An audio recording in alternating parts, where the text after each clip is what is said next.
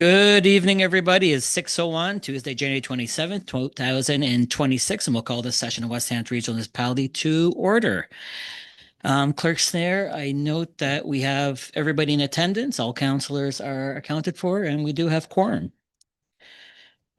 West Hampton Regional Municipality recognizes that it is in Mi'kma'ki, the ancestral and unceded territory of the Mi'kmaq people. These lands are governed by the treaties of peace and friendship signed in 1726. We're all treaty people and have responsibilities to each other and this land. West Hampton Regional Municipality also acknowledges or recognizes African Nova Scotians are distinct peoples whose histories, legacies, and contributions have enriched that part of Mi'kma'ki known as Nova Scotia for over 400 years. Welcome, everybody. We do have a full house here in the chambers tonight. So in case of a fire, we do have two exits at either side of the room here. If you do hear the bells go off and the alarms go off, we're going to get you to quietly and cordially exit the room in a peaceful manner. To my left, to your right, and out this door here and into the parking lot where the muster station is. I'll be the last one in the building. I'll make sure everybody is out safely and nobody is left behind. With that, folks, we are streaming on YouTube tonight. So anybody wishing to watch the meeting after the fact, it'll be there for forever. I like to say forever. And councilors are here paying attention to business tonight. We have a lot on the agenda and some pretty important topics. So please feel free to tune in and to send messages at that point. Please refrain from taking pictures or video on your cell phones. We really respect everybody in the audience as well. Councilors are used to be on being recorded, but for others in the audience, we ask you respect their privacy and please refrain from recording on your own devices. If you need to refer to anything, it is on YouTube. With that, folks, we will move on to the agenda, to approve the agenda, including any additions or deletions. I don't think there is anything for this evening, so we'll move on from that. Any declarations of conflict of interest? Councillor Bonnie Smith. I declare conflict of interest on 16B2 as I'm on the board of directors. Perfect. All right, anything further on conflicts of interest? All right, thank you very much, everybody. We have our approval of previous meeting minutes, December the 9th, 2025. Seems so far long ago, but wasn't that far. But it was all circulated in your packages. If there's anything in those minutes, we can take them now. If not, we will approve them as is. All right, thank you very much, everybody. We have three public hearings tonight. Our first one, rezoning PIDs 45055-282, 454-39098, and 451-90386, Wentworth Road, Windsor, and Development Agreement. Can I have a motion to go into public hearing, council? Moved by Councillor Paul Morton. Second. Seconded by Deputy Mayor Francis. We're just going to do a show of hands here. All those in favor signify by hands up. Opposed, motion's passed unanimous. Thank you very much, everybody. So public hearings for any planning matters are required by Part 8 of the Municipal Government Act. This public hearing is hosted by council, allows members of the public to ask questions of the presenters or planning staff. When the public hearing is complete, the council meeting will resume and council will have discussion, debate, and ask questions at that point. With that, we have planners Hong and Dunphy on development agreement for PIDs 45055. 282, 454-39089, 098, and 451-90386 Wentworth Road. The floor is yours, gentlemen. You just want to click your mic there, Alex and Will? You got it.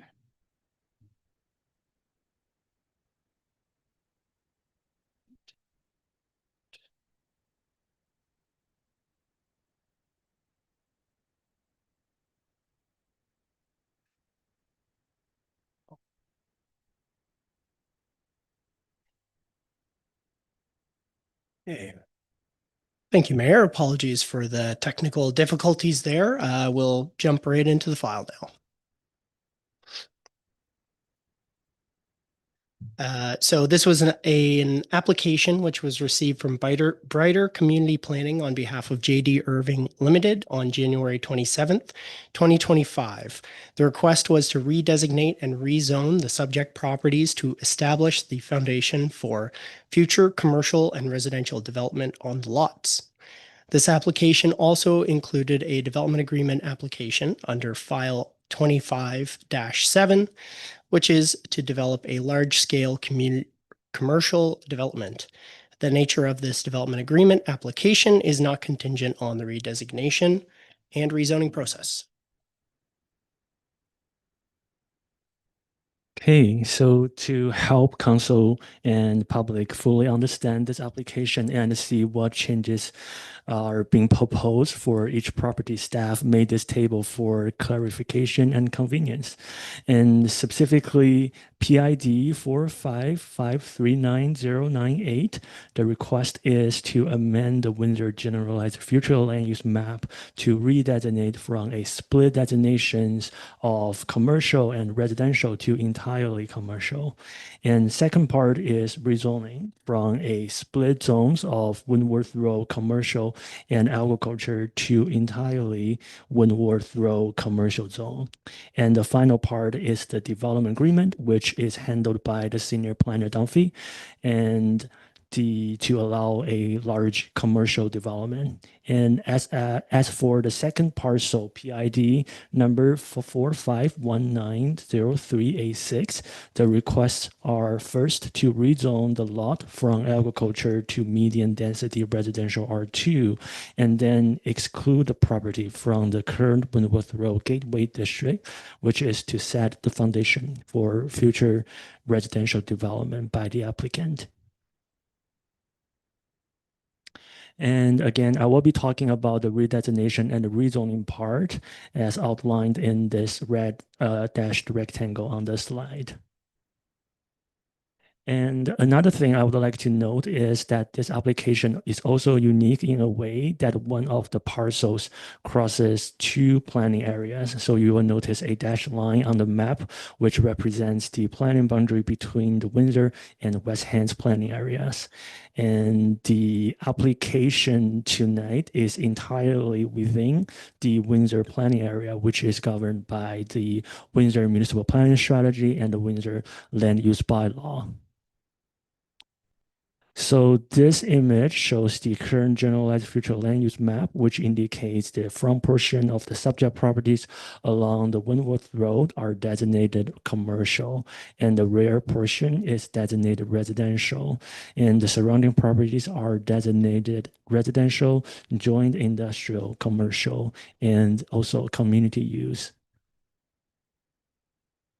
And this image shows the current zoning map of the Windsor Land Use Bylaw, which indicates that the front portion of the subject lots along the Windworth Road are zoned Windworth Road Commercial. And the second property that fronts onto the Coal Drive is entirely zoned agriculture. And the subject lot also fall within the Windworth Road Gateway District overlay, which is indicated by the hatch area on the map. I will go into more details about this background of this district in a second. So according to the Windsor Municipal Planning Strategy, the Windworth Road Gateway District was created to recognize Windworth Road as the gateway to Windsor, and the objectives of this district is to identify Windworth Road as an important entrance route into Windsor for pedestrians, cyclists, as well as for vehicles, and promote a sense of welcome and arrival, and assist in visitor orientation and direction into downtown Windsor. And this slide shows the proposed Windsor Generalized Future Land Use Map. Now, the property fronting on the Windworth Road is proposed entirely designated as commercial instead of split zones, split designation, and there's no change to the second parcel in the back. And this map shows the proposed zoning map where the property with frontage on Wentworth Road is proposed to rezone to Wentworth Road commercial entirely. And the second property on the back is proposed to rezone to from agriculture to medium density residential R2. And the final request is to amend the Wentworth Road Gateway District to align with the proposed commercial development area. And so as the slide shows, the intention is to exclude this particular parcel from the Wentworth Road Gateway District. And the Windsor Municipal Plan Strategy established policy to consider this consideration, and specifically for the rezoning on the agriculture zones, policy 6.0.10 enables council to permit land zoned agriculture to be considered for other uses, subject to general criteria and have regard to potential impact on adjacent active farms. And this policy has been considered met because there is no active farming operation in the vicinity, plus the existing commercial and the residential designations on the subject lots indicates council's intention to consider the subject lots for alternative uses in the future. And as for the redesignation part, policy 8.6.7 outlines council's intention to consider that lands within the Wentworth Road Gateway District shall be designated commercial on the generalized land use map. But currently the subject lot is split designated between commercial and residential. So the amendments to the redesignation the front property entirely to commercial will bring this land in line with council's policy. And another policy we look at is 8.6.10, which enables council to establish a Wentworth Road commercial zone and shall be the main commercial zone within the district. So this policy gives us the basis to rezone lands within the district to entirely Wentworth Road commercial zone. And the final policy that staff look at for the redesignation and rezoning is policy 16.3.1, which is the general criteria in considering a land use bylaw amendment application. And in summary, this policy has been met since all criteria, since the application meets all the criteria. And the final slide shows the planning process. Staff held a public information meeting in March last year, followed by the PAC's recommendation and council's first reading in November. Tonight is the public hearing, and council will then consider second reading. At this point, all statutory requirements have been met. If the application was approved by council, the application will be sent to the province for approval because it involves with an amendment to the municipal planning strategy. And if the application was approved, the notice of approval will be placed in the paper again. And that concludes my part. I will hand over to Senior Dunphy for the development agreement. Thank you, Will. I'll move into the development agreement here. So here we can see a view of the proposed site plan for the DA. It includes a large format retail store with smaller retail stores on the lot. It includes stormwater management ponds at the north and south ends of the property. And lastly, it does have frontage on Cole Drive. Looking at the policies for this one, first we have policy 8.5.1. This provides council with the ability to consider the permitting of large format retail stores and expansions to existing large format retail stores by development agreement. Since the application is for a large format retail store, we can consider this met. Next, we've got policy 8.5.2, which essentially provides the criteria to consider development agreement applications enabled by the previous policy. In summary, this proposal is met as the criteria shows. The proposal included an acceptable traffic impact study and meets all parking, access, and pedestrian safety concerns. The proposed development agreement meets all architectural, setback, landscaping and buffering requirements. The proposed development agreement will not conflict with neighboring uses. And lastly, the development officer and municipal traffic authority have no concerns which have not otherwise been addressed in the report. Next, looking at policy 8.6.16 and 8.6.4.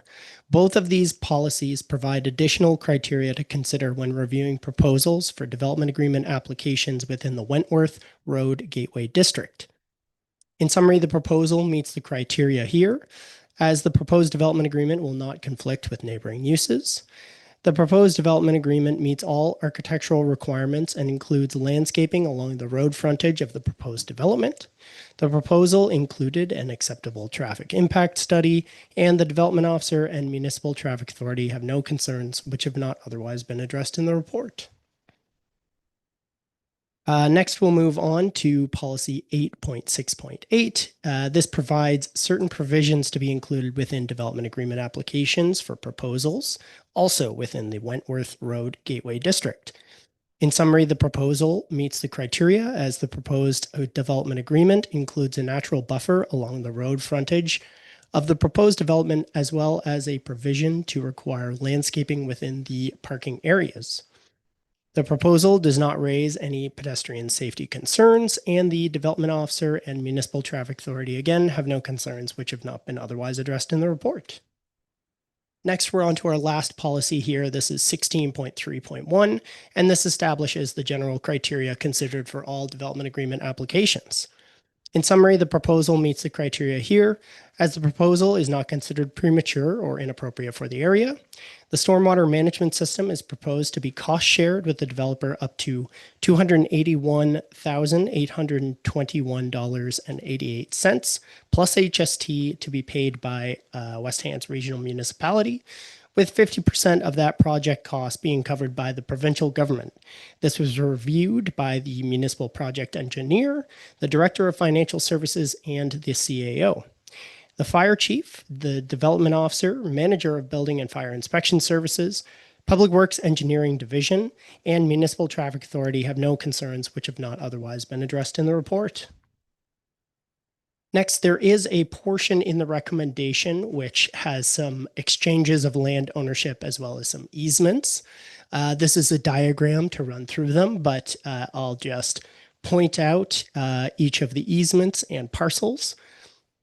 At the top left in green, we have easement A. This is an access easement to allow access to Cole Drive for the development. So this would be an easement in favor of the developer.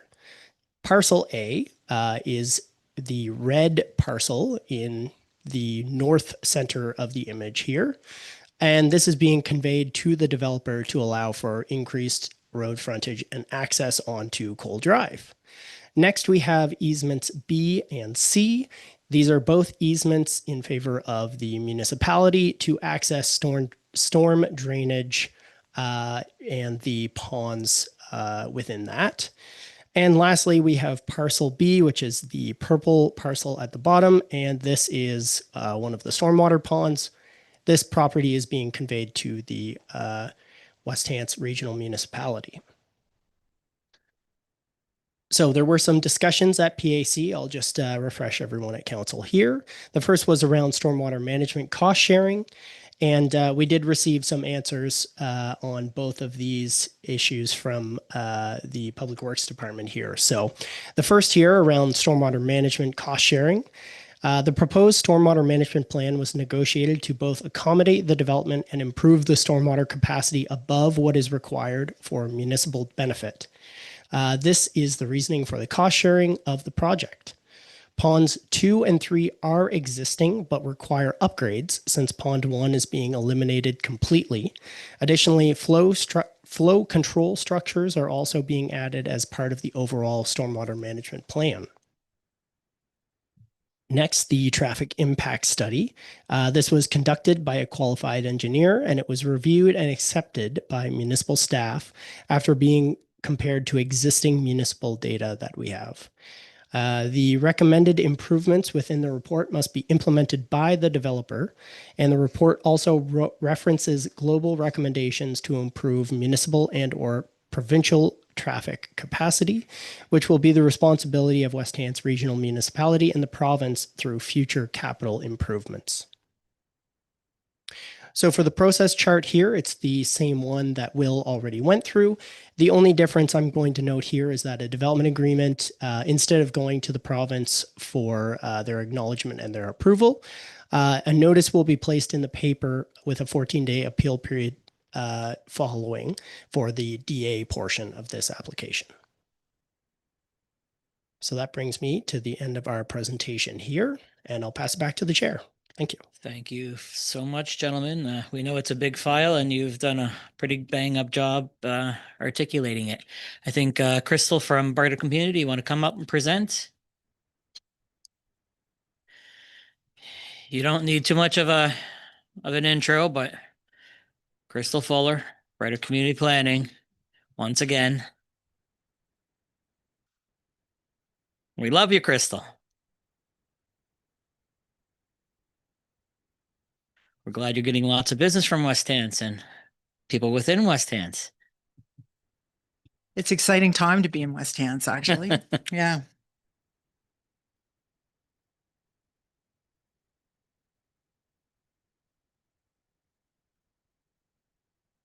So thank you, Mr. Mayor, and nice to see all of council. It's actually been a while. It's been a minute since I've been here.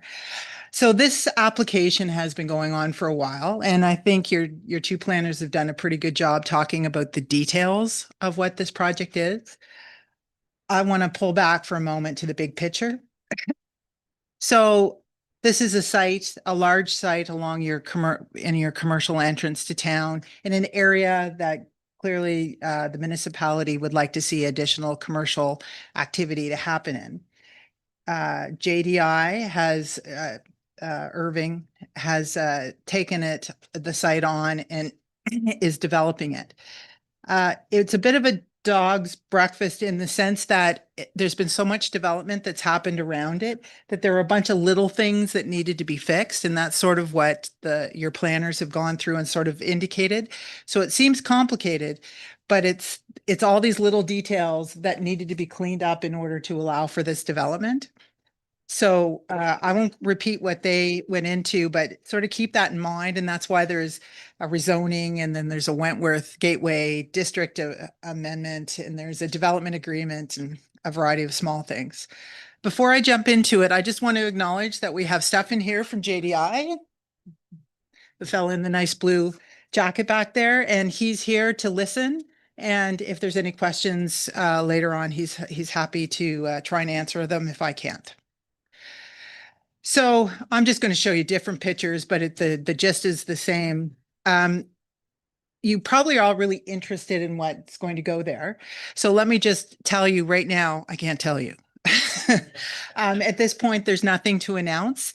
But the intention is to have a big box store or smaller stores there. The Kent, which is planned, that's been publicly announced. That's been approved by site plan approval. So this development agreement and all the little changes does not affect my rural Nova Scotia is not affected by this development agreement. So that is standalone and outside of the regulations and the development agreement that we're putting in place. The future residential development at the back, that's an idea at this point. There's no plan. It's got some challenges. It's got some karst topography back there. So a lot of geotechnical things need to be sorted through. But the hope is that eventually will provide a transition from what's in the rear, all that residential in the back, down into the commercial. So more to come. We're not talking about that parcel today besides just getting the zoning in place in case they're able to figure out the technical details that they need to sort out in order to allow that to go forward. So that's one of the little cleanups that had to go, that has to happen. And I was saying about the Kent store, that's been approved, and the site plan applies generally to that area. There's an access in there as well.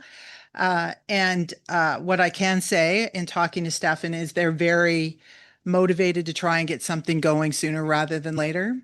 And let's hope the market holds and all the things that need to be in place stay in place, but the intention is for that to proceed.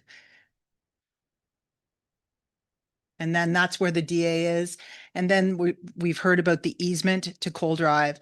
That's a good thing, that easement. It allows for access off coal, so people do not need to go around down to Wentworth to get into the site. It allows a secondary access. The site will probably be visited by a fair amount of traffic, so it's an important consideration to have that second access on the site. And that was very important to JDI. So the municipality saw their way to through negotiation to allow for that easement. So it didn't negatively impact your existing infrastructure, because you do have drainage infrastructure, stormwater management infrastructure there. So just to tell you, there was a lot of conversations between JDI and the municipality to ensure the integrity of that infrastructure, and not just to keep it functioning as it is, but actually to improve it. So I think you're all familiar with the site, but I just want it, because there's so many little things, just another picture to kind of help you and see the context. And as everyone knows, there's a lot of residential happening to the rear. And this commercial is located in a great location from a business perspective. So JDI is very excited about this location. So we've talked about what I can't tell you. What can I tell you? That the intention is for there to be a big box store. So you'll see right here, there's a large store, and there's the potential for other smaller stores. So if anybody ever goes to New Monis, you know that the old Zellers Mall, they have those smaller little stores on the same site. That's the emerging trend, to co-locate smaller stores with the bigger stores. But the development agreement offers some flexibility. So as markets shift and change, if there's not a big anchor tenant there, that it could be adjusted for other uses. And the development agreement establishes what the parameters of that is. We could have actually done this by site plan approval, but because of all these little cleaning ups, and because of the desire to have some detailed consideration of the stormwater issues on this site, JDI decided to go through a development agreement. I advised them I thought was a better tool to protect not just the municipality's interest, but their interest, and get all of these details sorted out at this table, as opposed to try and pick them off one at a time through lesser administrative processes. So that's why you're sort of seeing all this grouped in one basket, if that makes sense to you. A little bit about the vehicular movement and how people are going to move around. And there's going to be two accesses off Coal Drive. And there's going to be plenty of parking. The JDI took the parking requirements that are in your site plan approvals and for the most part tripled them, because that's the model for the big box stores, is to have more parking rather than less. The stormwater management was a really important consideration here. So when we first started to have the discussions about this site, there was a stormwater management plan done, a report by Design Point. And through that report, it was sort of said, we can just, have the balance. So the net zero, so the pre and post are balanced. But there's an opportunity here to perhaps make the situation better, and considering that there may be future development on the site above. So we threw that on the table for discussions with the municipality, and that's why that there's a bit more land included in the development agreement and a bit more focus on the stormwater. It's to resolve some issues. It's also recognizing that we're looking for an easement across your infrastructure. So to get that easement, how can we solve the problem together? Because no developer, no commercial client wants to have stormwater problems. And so it was thought best to invest in this, both from the developer side and from the municipal side. So Will and Alex have talked about this, but bunch of PIDs, bunch of land, bunch of different zones. It can connect to municipal water and sewer, and it's in a great location. And I just want to say a word about agriculture. So the current zoning had agricultural zoning on it. Probably some of you remember back far enough back when, you know, the exhibition grounds were sort of on the outside of town and people actually actively farmed that area. Well, looking at you, Councilor Morton, probably you remember that. Those days are gone. That would be hard to throw any kind of machinery on to do anything active. And active agricultural land is very difficult to be maintained where you have water and sewer and that level of traffic. I wouldn't want to take a tractor down that road and try and get on a field for that little amount of space. So as much as I know that the protection of agriculture is very important from a broad planning perspective, this piece of agricultural land is probably its day was done, and it is better served to move to something that is different, to provide some of that commercial tax base on your service land and also have the potential for some residential. So the Gateway District. So when we first looked at this application, the Gateway District went all the way back to the old town of Windsor property municipal line. And it was pretty clear to me that what happened when they put it against the whole property right up to the town of, to the West Hants, because the intention is to have that part along the road be really the entrance into Windsor. But the land way in the back really isn't part of that gateway. It was just done because that was the property extended back that far. So in discussions with planning staff, that seemed to be a reasonable thing to move that. However, through the Kent site plan approval, I feel like Todd's going to come tell me I'm doing something wrong. Okay. Oh no, we're just gonna set some more chairs up. We got some people in the hall, so.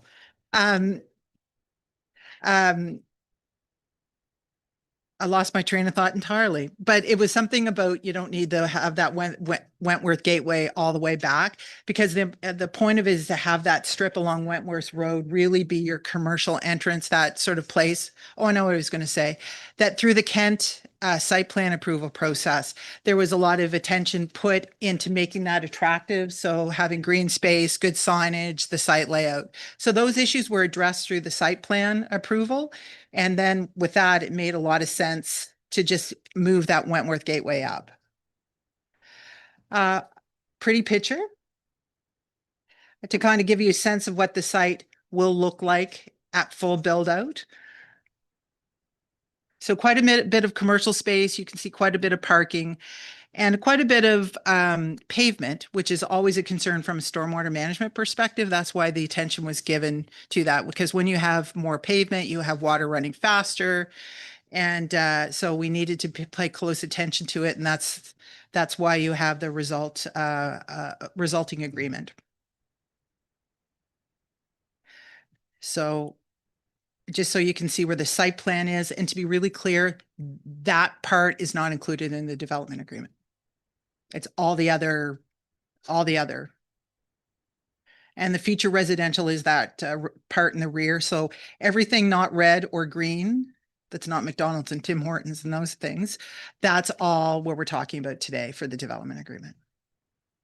So this is the dog's breakfast I was talking about, all these little things to get to the big whole that allows this development to occur. So I won't go through those in details because I think staff have done this, but with a good amount of detail, but it's all of these added together will allow for this development to occur. The easements were important because those, as I mentioned, those two access points are critical to have good traffic flow. So we requested those, and this is a little bit about the boundary adjustment. So what doesn't this do? This doesn't touch the Kent store or the future Kent store and the Kent site. There's no changes to the zoning outside the subject properties. So that the agricultural land will be rezoned if council approves it tonight. The parking and servicing standards are maintained. There's no reduction. And as a matter of fact, we're exceeding those. There's no approval for any residential construction happening tonight. That's a future process which will likely go through if it goes through under your new plan. And there's no approval of final building designs because that all has to go through the development agreement, a development permit process, and that's what your DO will do, and use the development agreement to guide those discussions.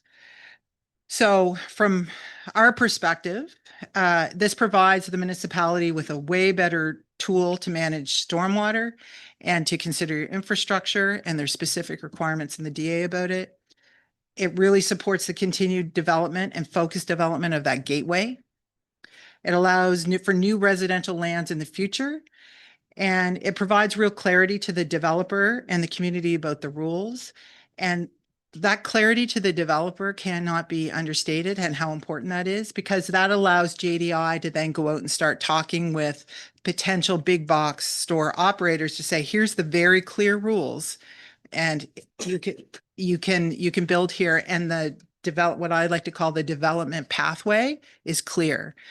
The runway is set up. All they need to do is find somebody who wants to taxi on and take off. And that's their next step if council approves this tonight. So thank you. Thank you, Crystal. All right, folks, if there's anybody in the audience who wishes to speak on this file, we can take your comments now. No, I think you're safe to go back at this point. Not that I'm saying nobody's not here to speak on it, but nobody's jumping up either. So this is a great example of a good partnership between somebody wanting to come and develop a site and the municipality. So it's a good example of how things can get done quicker to suit both parties. So again, another call for anybody wishing to speak on this file. All right. Alex, Will, anything further from you guys?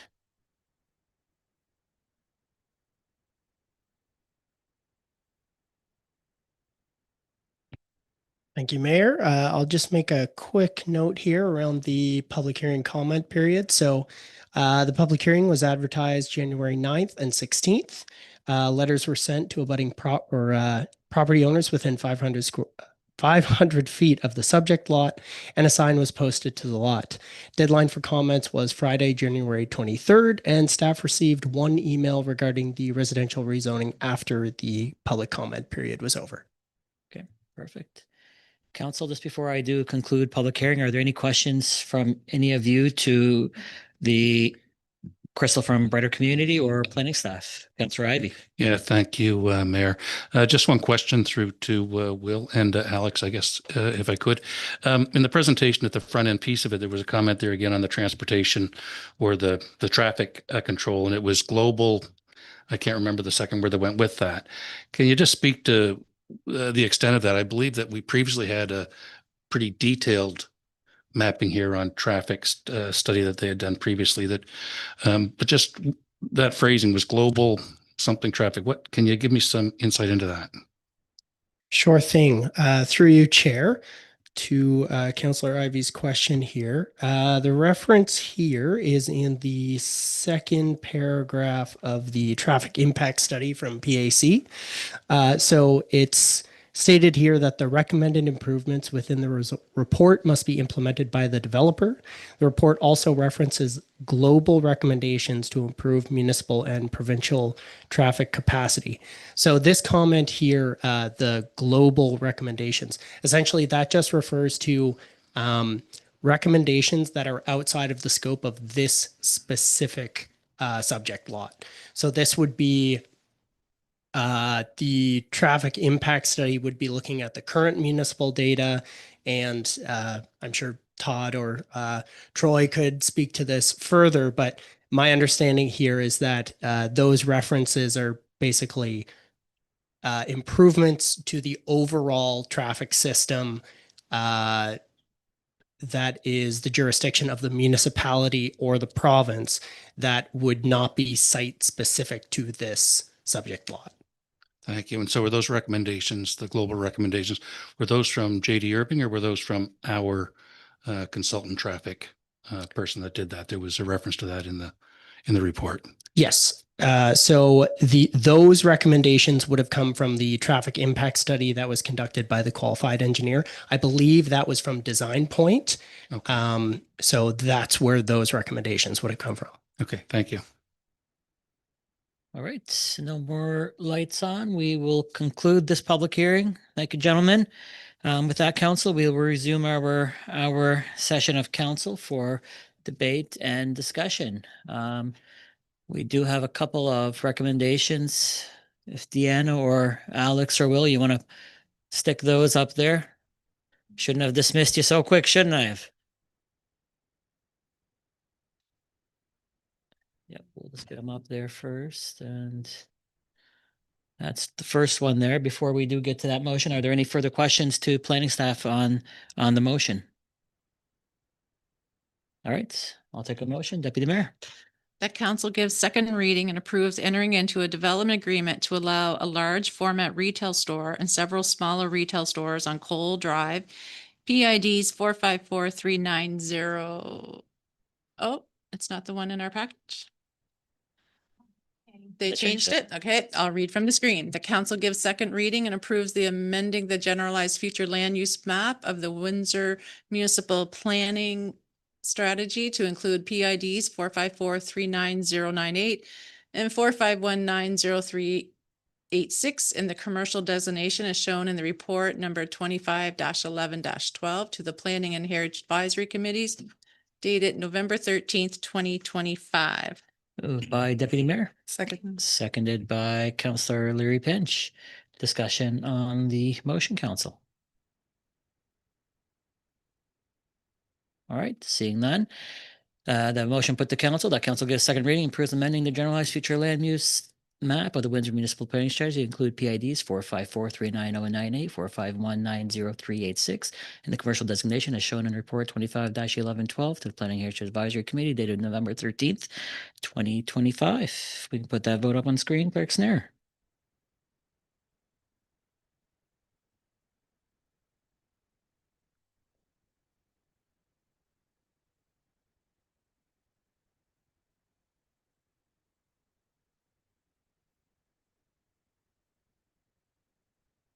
Motion's passed. Thank you very much, everybody. We do have a second motion that we'll put up on the screen in a second here. Apologies, Chair. I should have made reference to this earlier, but we have two sets of recommendations. So that we're just on the redesignation and rezoning set. And there we go. Deputy Mayor. The council gives second reading and approves amending the zoning map of the Windsor Land Use Bylaw to rezone PID 454-39098 from a split zone of Wentworth Road Commercial WR-C and Agriculture AG to Wentworth Road Commercial WR-C entirely and rezoning PID 4519038 from Agriculture AG to medium density residential R2 and amending the Schedule B of the Windsor Land Use Bylaw to adjust the Wentworth Road Gateway District boundary as shown in the report number 25-11/12 to the Planning and Heritage Advisory Committee dated November 13th, 2025. Moved by Deputy Mayor. Second. Seconded by Councillor Whedon. He just got you on that one, Councillor Leary Pinch. Discussion on the motion. All right. Motion put to council. That council gives second reading, approves amending the zoning map of the Windsor Land Use Bylaw to rezone PID 454-39098 from a split zone of Wentworth Road Commercial and Agricultural Districts to Wentworth Road Commercial entirely and rezone PID 4519038 from agricultural to medium density residential, amending Schedule B of the Windsor Land Use Bylaw to adjust the Wentworth Road Gateway District boundary as shown in report 25-11-12 to the Planning Heritage Advisory Committee dated November 13th, 2025. We put that vote up on screen, Clerk Snare. Say that 10 times in a row. Wait. That one's passed as well. Thank you very much. Now we got the second set, Planner Dunphy.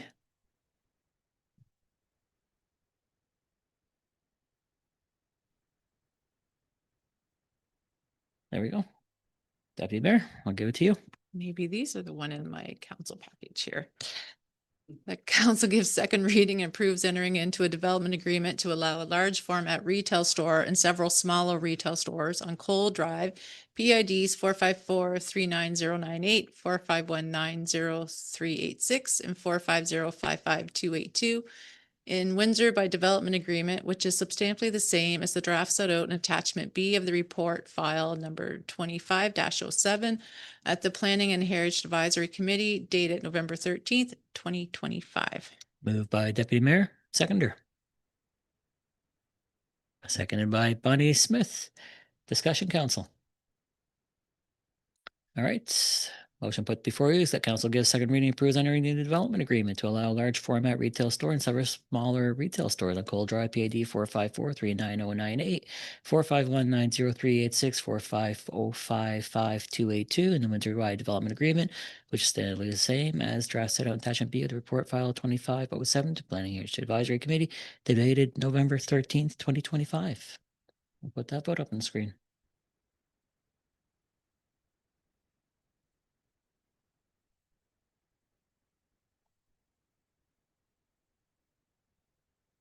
Motion's passed. 2 of 3. Planner Dunphy.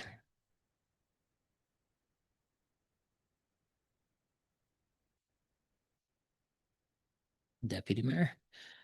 That council requires the development agreement with JD Irving Limited, which permits a large format retail store and several smaller retail stores on Cole Drive, PIDs 454-39098, 45190-386, and 450-55282 in Windsor be signed within 120 days from the date of the final approval by council or the date with that any appeals have been disposed of. Otherwise, this approval will be void and obligations arising thereunder shall be at an end. Moved by Deputy Mayor. Seconder. Seconded by Councillor Bonnie Smith. Discussion, council. No lights. All right. You all know the motion. It's up on the screen. I won't read it again this time. We'll put it to a vote. Clerk's there.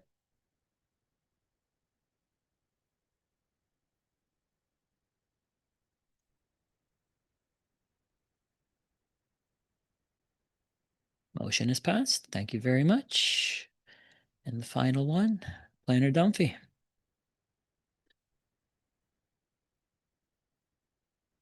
Deputy Mayor. We'll get your light there. Oh, yeah.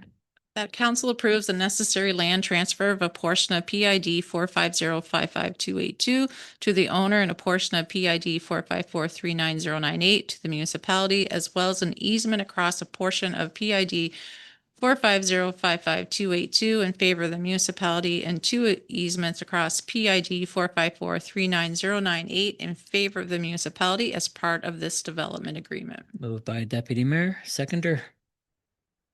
Seconded by Councillor Bonnie Smith. Discussion, council. All right, we'll put that to a vote. Clerk Snare.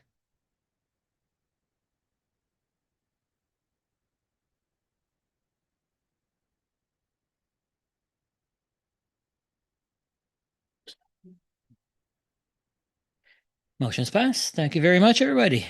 Thanks, Will and Alex. There was a lot of moving parts to that one, and we appreciate it. And as well, Crystal, we appreciate it as well. And gentlemen from JD Irving, again, we thank you as well for wanting to do increased business here in our community. You will not be disappointed at the reaction to everything. So thank you very much.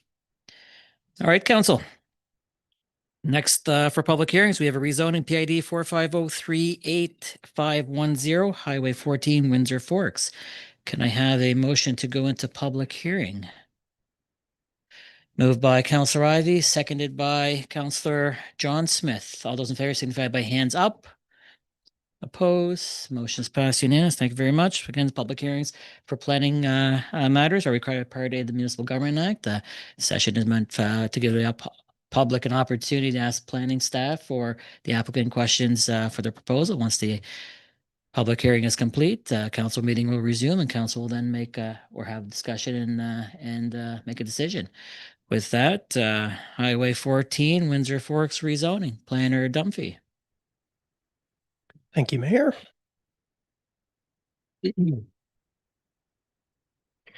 So we received this completed application from Stanley Boyd on August 14th, 2025.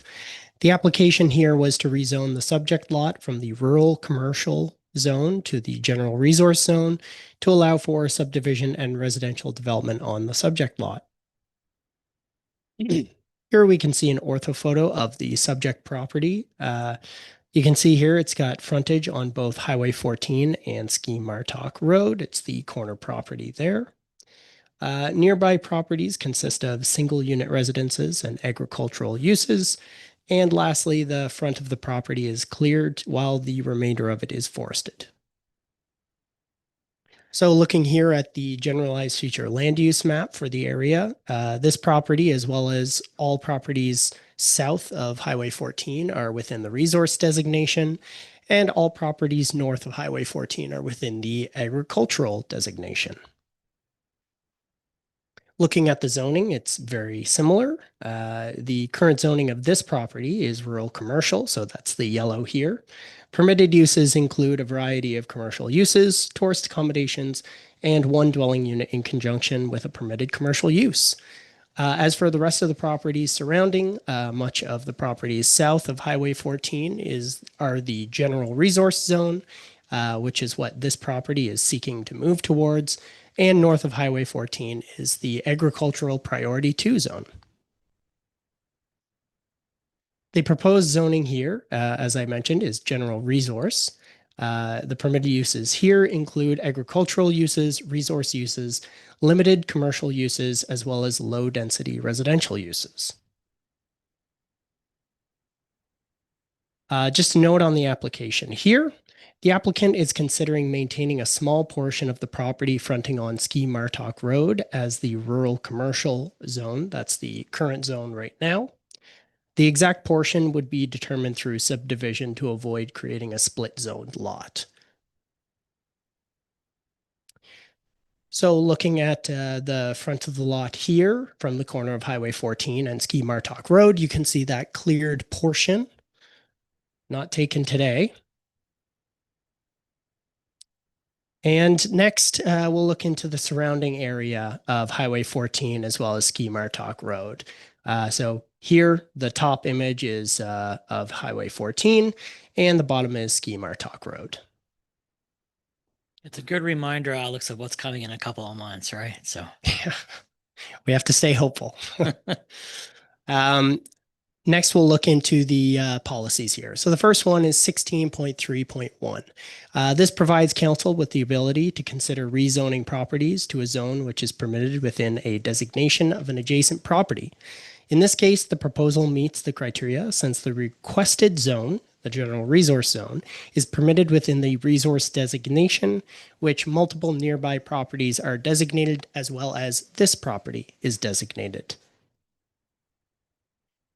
On to policy 16.3.1. This is just the general criteria policy for all amendments to the land use bylaw. And in summary, the criteria here are met. Since the proposal is not considered premature or inappropriate for the area, no municipal costs related to the proposal are anticipated, and the development officer, manager of building and fire inspection services, area manager of Nova Scotia Department of Public Works, and Public Works Engineering Division have no concerns which have not been otherwise addressed in the report. Just a note here, criteria A, I of the last policy I referenced there requires consideration of whether the proposal is considered premature or inappropriate in terms of the adequacy of fire protection and other emergency services. Staff did not receive a reply from the fire chief. However, the manager of building and fire inspection services had no concerns regarding the proposed rezoning. Based on previous responses received from the fire chief from similar proposals, staff are not anticipating any concerns regarding fire protection or emergency services. Staff are required to proceed with the application to meet provincial timelines. Next, we have information from the public information meeting. This was held on September 3rd, and the meeting was broadcast live on the municipal YouTube account. No members of the public were in attendance for the meeting, and the deadline for comments was September 17th. Staff received no correspondence from the public. And onto the process chart. So tonight we're at council for the public hearing. And if approved here at second reading, it would move on to have a notice placed in the paper with a 14-day appeal period to follow. And just to note, all statutory requirements have now been met at this point in the process. That takes us to the end of my presentation here, Mayor. Back to you. Thank you very much, Planner Dunphy. Are there any questions or comments from anybody in the public on this file?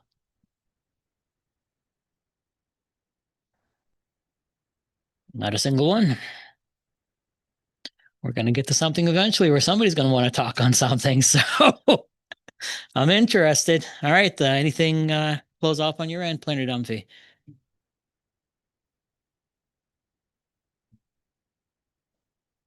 Thank you, Mayor. Just to confirm, the public hearing was advertised January 9th and 16th. Letters were sent to property owners within 500 feet of the subject lot, and a sign was posted on the lot as well. Comments were required by Friday, January 23rd, and staff received no correspondence from the public. Thank you so much. Before I do conclude this public hearing, any questions from council to Planner Dunphy? Councillor Ivey. Yeah, thank you, Mayor. Just one question through to Planner Dunphy, and I think we'd raised this previously at planning, but I just, this process, I recall you saying it began back in August with the application coming in, and so we're on a timeline piece here, but that we hadn't heard as of yet from the fire chief regarding the property, and so we're going based on the assumption that based on previous files that things would be okay. Can you tell why is it that we still haven't heard back after this amount of time regarding that position on this? Thank you for the good question. Through you, Chair. I don't know if I have an answer why we haven't heard back. What I can say is that using the information that we have at this point in time, staff received feedback from the manager of building and fire inspection services, who had no concerns regarding the questions in the inquiry for this file. And based on previous responses that we have received on different proposals, staff are not anticipating any concerns due to the number of similar applications that we've had and responses that have been favorable for those applications. I'm more than confident our manager's comments, very, very qualified to make those. So I'm more than confident in that. So thank you for that, Planner Dunphy. With that, council, we will conclude the public hearing. We will resume our regularly scheduled council meeting at this point, and we do have a recommendation up there. Somebody wishes to make it. Councillor Paul Whedon. Thank you, Mayor. Recommend that council give second reading and approves amending Schedule A of the West Hants Land Use Bylaw to rezone PID 450-38510 on Highway 14 in Windsor Forks from the Rural Commercial Zone to the General Resource Zone, as shown in the report 25-21 to the Planning and Heritage Advisory Committee dated November 13th, 2025. Moved by Councillor Paul Whedon. Seconder, Councillor Leary Pinch. Further discussion, council. All right. Motion's up on the screen. I won't reread it, but we will put it to a vote. Clerk Snare.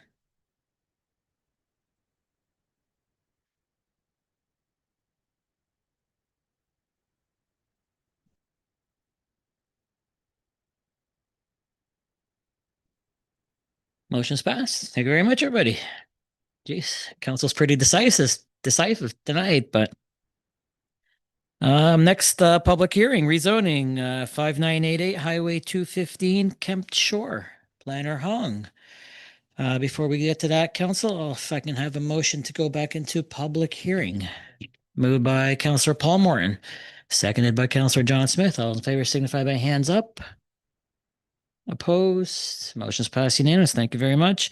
Again, public hearings for planning matters are required by Part 8 of Municipal Government Act. This public hearing provides public and other individuals who are interested a chance to ask planning staff or the applicant questions on the proposal. Once the public hearing is complete, council meeting will resume and council will then make a decision and have debates. With that, Planner Hung. Thank you, Chair. So the public hearing and the second reading tonight is regarding a rezoning request at 5988 Highway 215 in the community of Camp Shore. And a little background of the application. A complete application was received from Renee Redden on August 18th last year. The application was to rezone the property from rural commercial to general resource. And the intention of the rezoning is to build a single unit dwelling on the lot, as the current zoning only allows residential use in conjunction with a commercial use. However, the applicant indicates that she had no intention to operate any commercial business. And the next slide shows the orthophoto for the subject property. The subject property has lot frontage on Highway 215. It is approximately ½ acre in size. The site was formerly used by a credit union that is no longer in operation. The former building was demolished in 2023. Surrounding properties include single unit dwellings and farms. And this slide shows the generalized future land use map of the West Hands municipal planning strategy, which indicates the subject lot and the properties surrounding it are all designated as resource. And this slide shows the current zoning and the proposed zoning. Again, the proposed zoning is to rezone to general resource from the current rural commercial zone. And moving into the policy part, to assess this application, staff look at West Hands municipal planning strategy, where policy 16.1.3 allows council to zone any area adjacent to a given land use designation to a zone permitted in that designation. And this policy has been considered met since the general resource zone is a permitted zone applies to the resource designation, and both the subject lot and the adjacent properties are designated as resource. And another policy staff look at is policy 16.3.1, which is the general criteria in considering a land use bylaw amendment. And in summary, this policy has been considered met since the proposal is not considered premature or inappropriate for the area. No municipal costs related to the proposal are anticipated, and the fire chief, development officer, manager of building and the fire inspection services, area manager of the Nova Scotia Department of Public Works, and Public Works Engineering Division have no concern, which have not been addressed in the report. And the final slide outlines the planning process to date. Staff first held a public information meeting on October 8th last year, followed by the PAC recommendation and the council's first reading in November. Tonight is the public hearing, and council will then consider second reading. At this point, all statutory requirements have been met. If council approves the application, a notice of approval will be published in the newspaper, initiating a 14-day appeal period to the Nova Scotia Regulatory and Appeals Board. And that concludes my presentation. And now back to you, Chair. Thank you, Planner Hong. Questions, comments from the public? Rezoning. Anybody at all?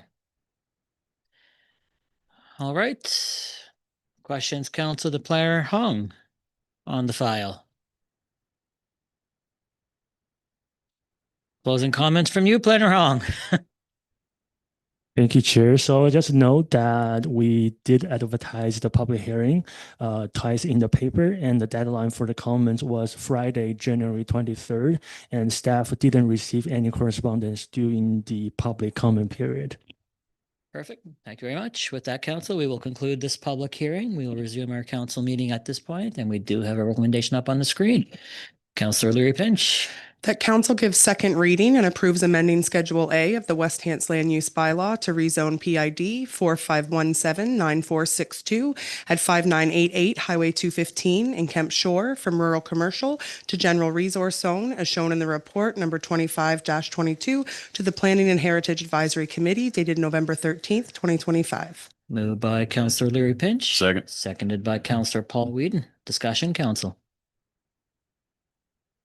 No lights. Motion's up on the screen. It's been made and seconded. We'll put it to a vote. Clerk Snare.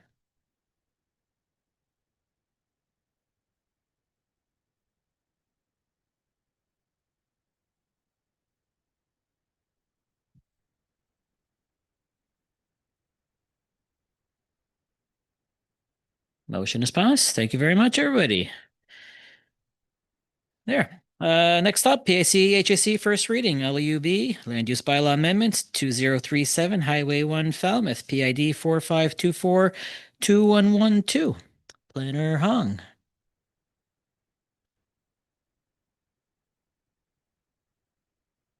There may be a few for this one here, but we're not going to hear from you either way tonight, so that'll be next meeting. Okay, thank you, Chair. So this is a land use bylaw amendment application being presented to Council for first reading for your recommendation. And a bit of context, we received a complete application on November 7 last year from Bradley Eaglestone, who is the owner of the Big Fur grooming business located in Windsor. And the purpose is to rezone the property from general commercial to highway commercial in order to permit a dog grooming and boarding facility and amend the section 5.20 of the West Hands Land Use Bylaw. And this slide shows the orthophoto for the subject lot. The subject lot has road frontage on Highway 1. And in terms of the surrounding areas, comprises single unit residences, commercial uses, such as dental office and a farm market next door. And this map shows the generalized future land use map in our West Hands municipal plan strategy, which indicates the subject lot and the surrounding properties are all designated as commercial core. And the property is also within the commercial development district. And you can see most of the properties in the hatch diagram are also within this district, which suggests council's long-term vision to concentrate most of the commercial activities in this area. And this slide shows the current zoning map, which shows the subject lot is currently zoned general commercial, which permits a variety of commercial uses. And the next slide shows the proposed zoning to propose to rezone to highway commercial in order to permit the kennel use. And this application also includes a text amendment to section 5.20 of the West Hands Land Use Bylaw, where kennels are permitted in highway commercial. They are also subject to special regulation, including setbacks from water courses and lot lines, soundproofing requirements, limits on outdoor exercise run hours, and also a 300-foot setback separation distance from a dwelling on an adjacent properties, as highlighted in yellow. And the subject lot is unable to meet this specific separation requirement to the adjacent dwelling. And this is a floor plan the applicant submit along the application, and the blue portion is the area they intended to run the boarding service. And staff will note that this portion is further away from the adjacent residential dwellings and closer to the dental office next door. And here are some pictures of the subject lot, which shows the subject lot as viewed from Highway 1. And again, the area with the two garage doors is where the proposed boarding portion locates.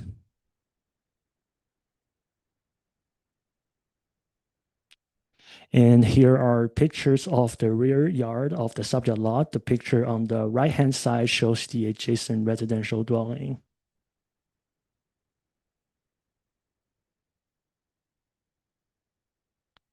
And finally, here are two pictures of the surrounding context where we can find some commercial establishment and some residential dwellings across the street.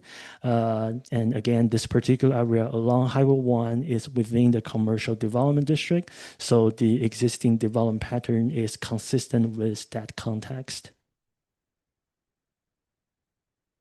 And move into the policy part, and this is what enables this application to occur. The West Hands Municipal Planning Strategy is the overarching planning document staff look at. Specifically, policy 5.5.11 is the enabling policy for this application and allows council to consider rezoning lands designated commercial core to highway commercial provided the applicable criteria are met.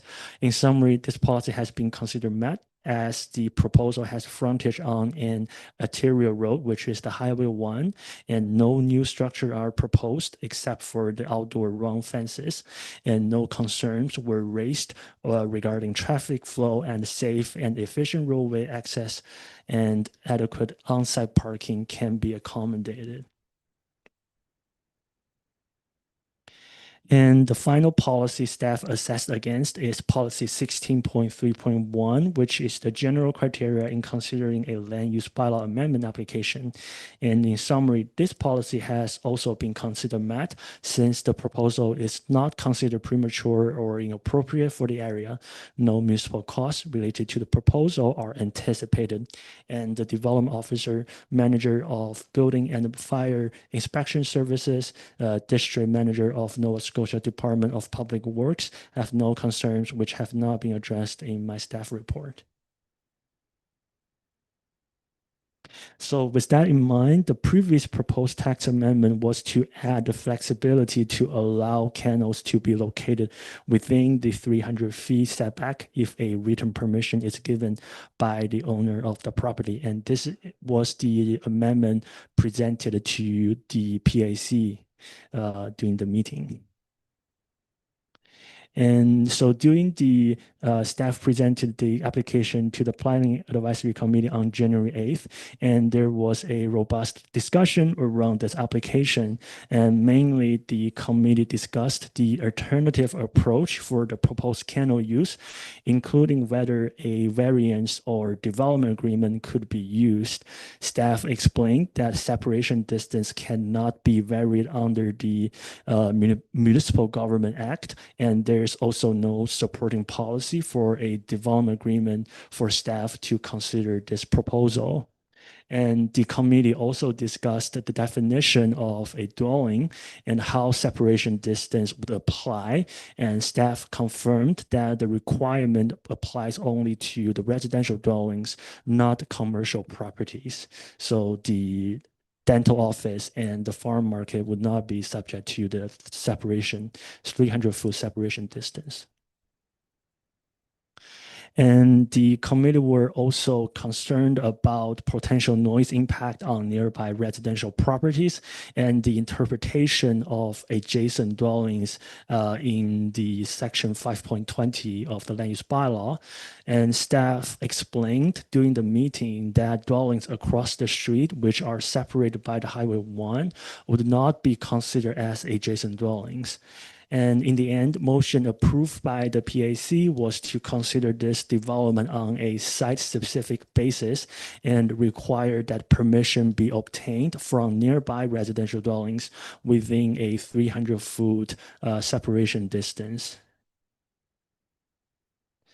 So following the PAC, staff did some further analysis to find out how many dwellings would fall within this 300-foot radius. And the result is 6 as shown in this map. Again, the commercial properties next to the subject lot would not fall within this 300 feet because they are not considered as dwellings. And after the meeting, staff also sought further clarification from development officer and the manager of development control services on the definition of adjacent in the context of section 5.20 of the West Hands land use bylaw.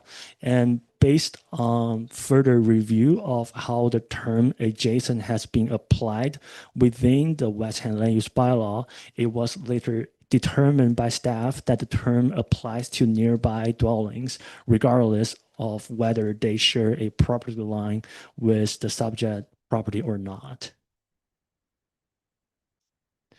And the municipal planning strategy also indicates the intent of the adjacent is to protect the nearby dwellings from potential impact. So not only abutting properties. So staff found the direction in the MPS.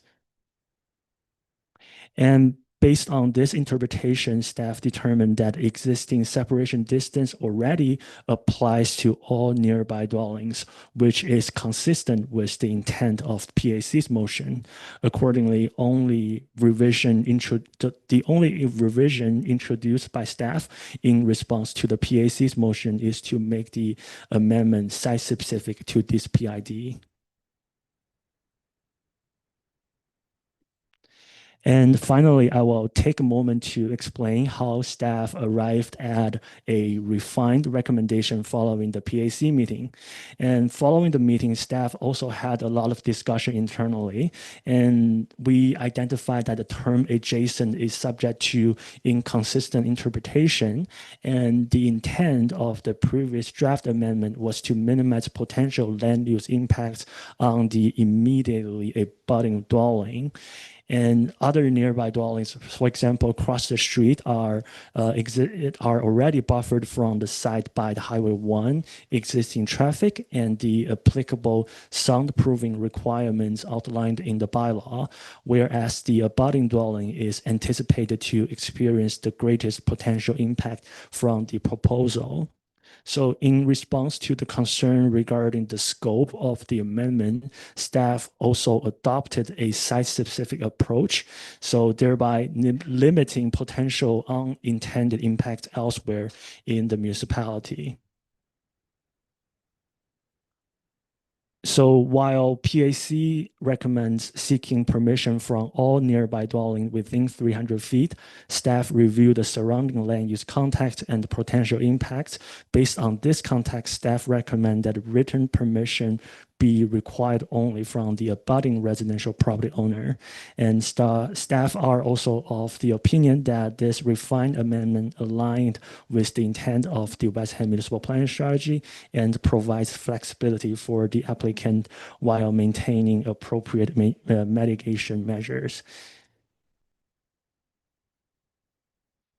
And this slide shows the public engagement summary. A public information meeting was held on December 10th and broadcast on live on our municipal YouTube page with approximately 8 members of the public in attendance. And during the public comment period, staff received 23 letters, most expressing support for the application. Staff only received 1 letter noted concerns about the potential noise impact. And in summary, common themes raised for support include the need for a safe and dependable grooming service in the region, the employment opportunities related to animal services, the lack of dog boarding service in the region, the growing population of pet owners in the municipality, and the applicant's business history and the reputation within the community. And the final slide shows the planning process to date. Staff held a public information meeting again in December and brought the application to PAC on January 8th.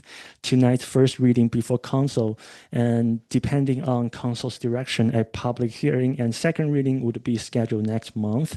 If approved, notice of approval will be published, triggering a 14-day appeal period to the Nova Scotia Regulatory and Appeals Board.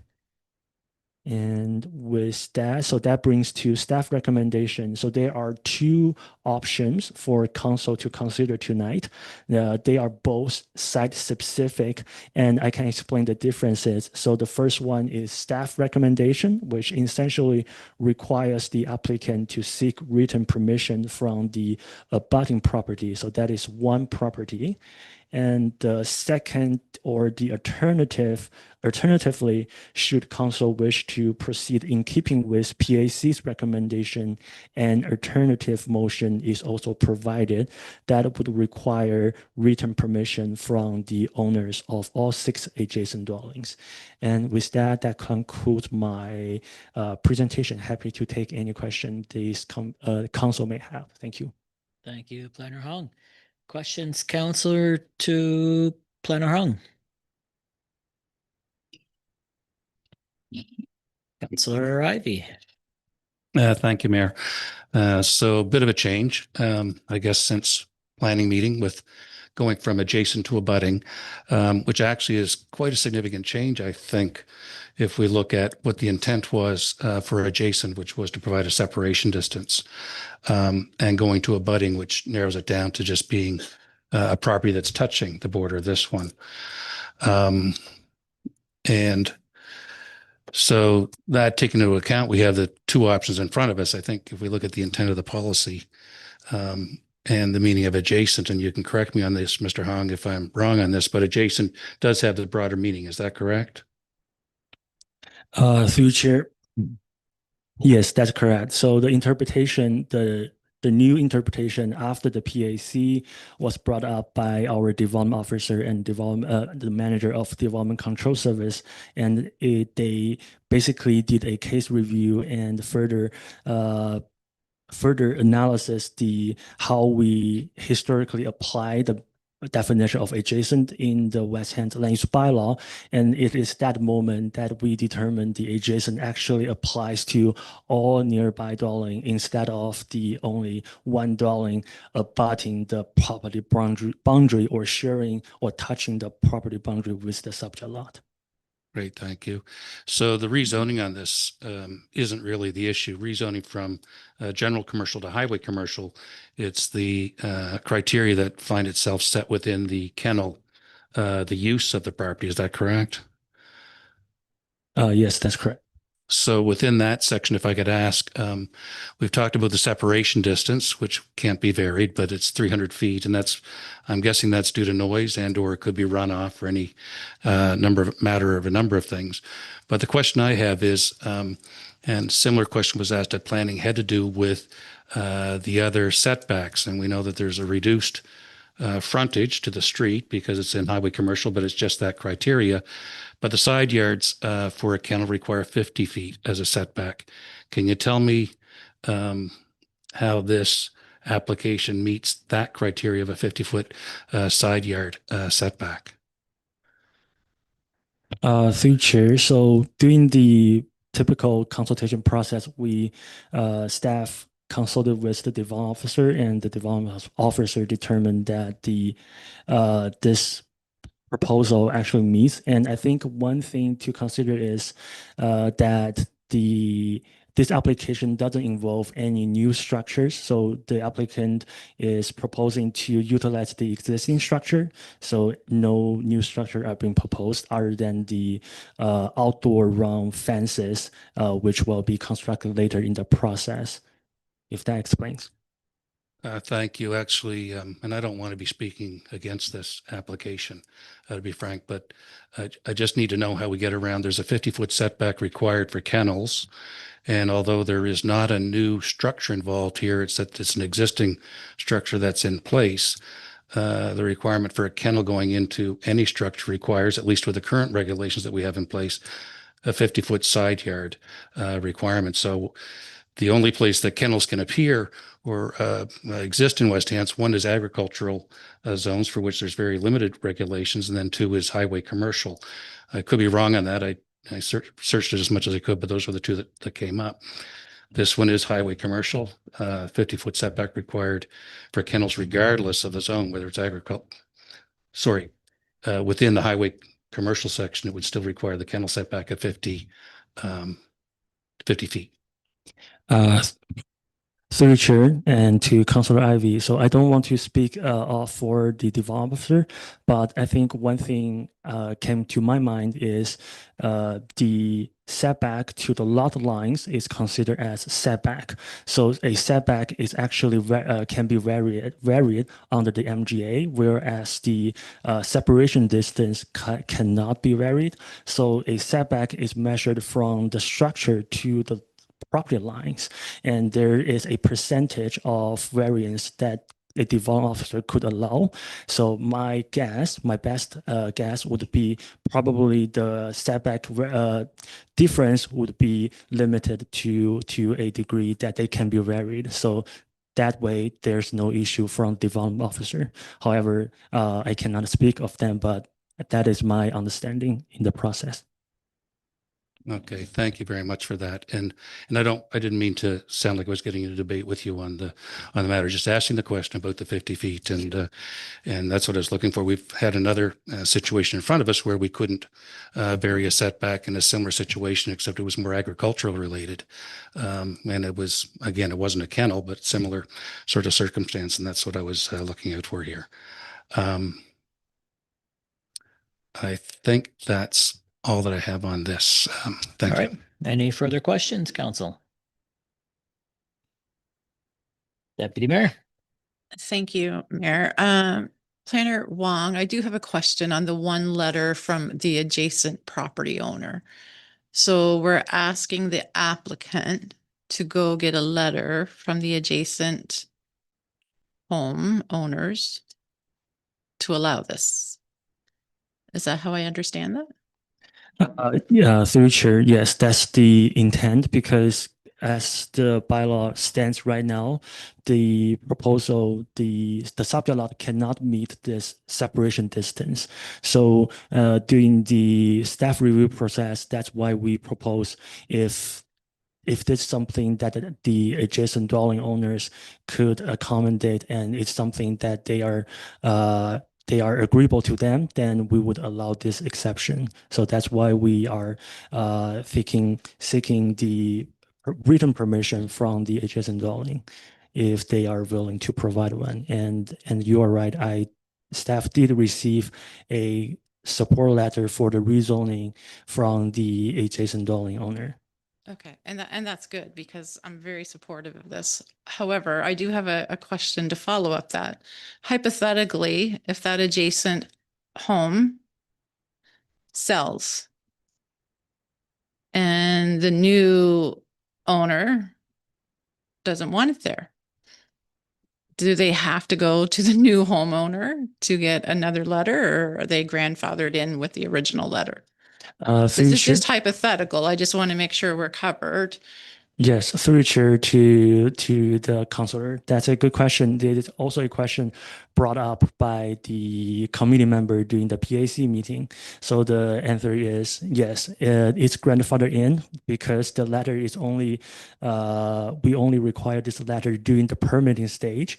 So, and after the permitting, it will be grandfathered in, and for any future buyers, or should the property owner sell their land and anyone wants to buy this property, it would be a buyer beware situation. So the new buyer will be doing their due diligence before making any purchase.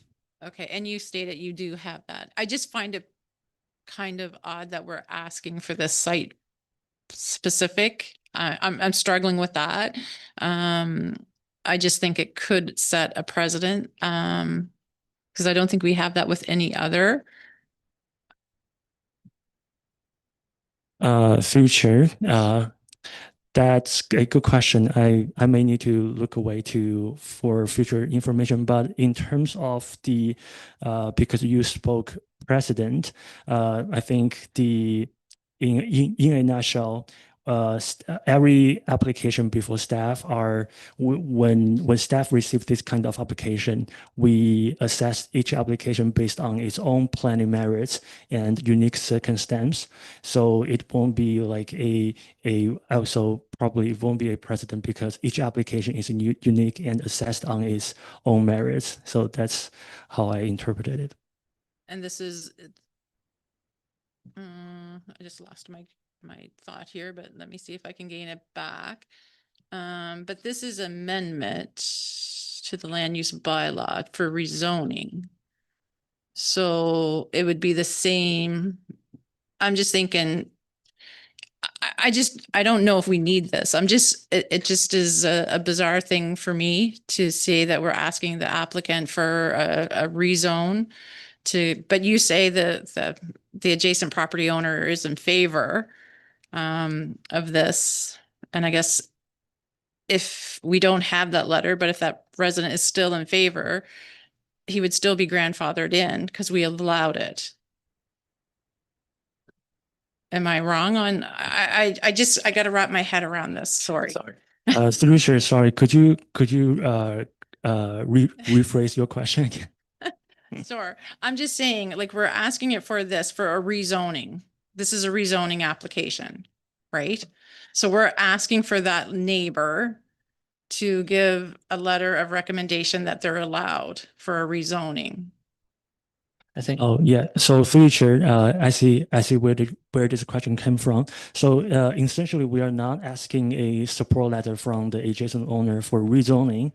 It is only when the rezoning is approved by council and the amendment was approved by council, and then during the permitting stage, it is the time when we ask for a written permission from the adjacent owner saying they are willing to waive this 300-foot separation distance, and they are support this application, and then we will accept this letter. We are not seeking support letter at this stage for rezoning, but staff did receive a letter during the public comment period saying that they are supportive of the rezoning. Thank you. Councillor John Smith. Thank you, Your Worship. So question for Planner Hong. So the first motion at the permitting stage, we would need a letter from the abutting neighbor. The alternative motion, does it require a letter from the other 5 closest neighbors? So 6 in total?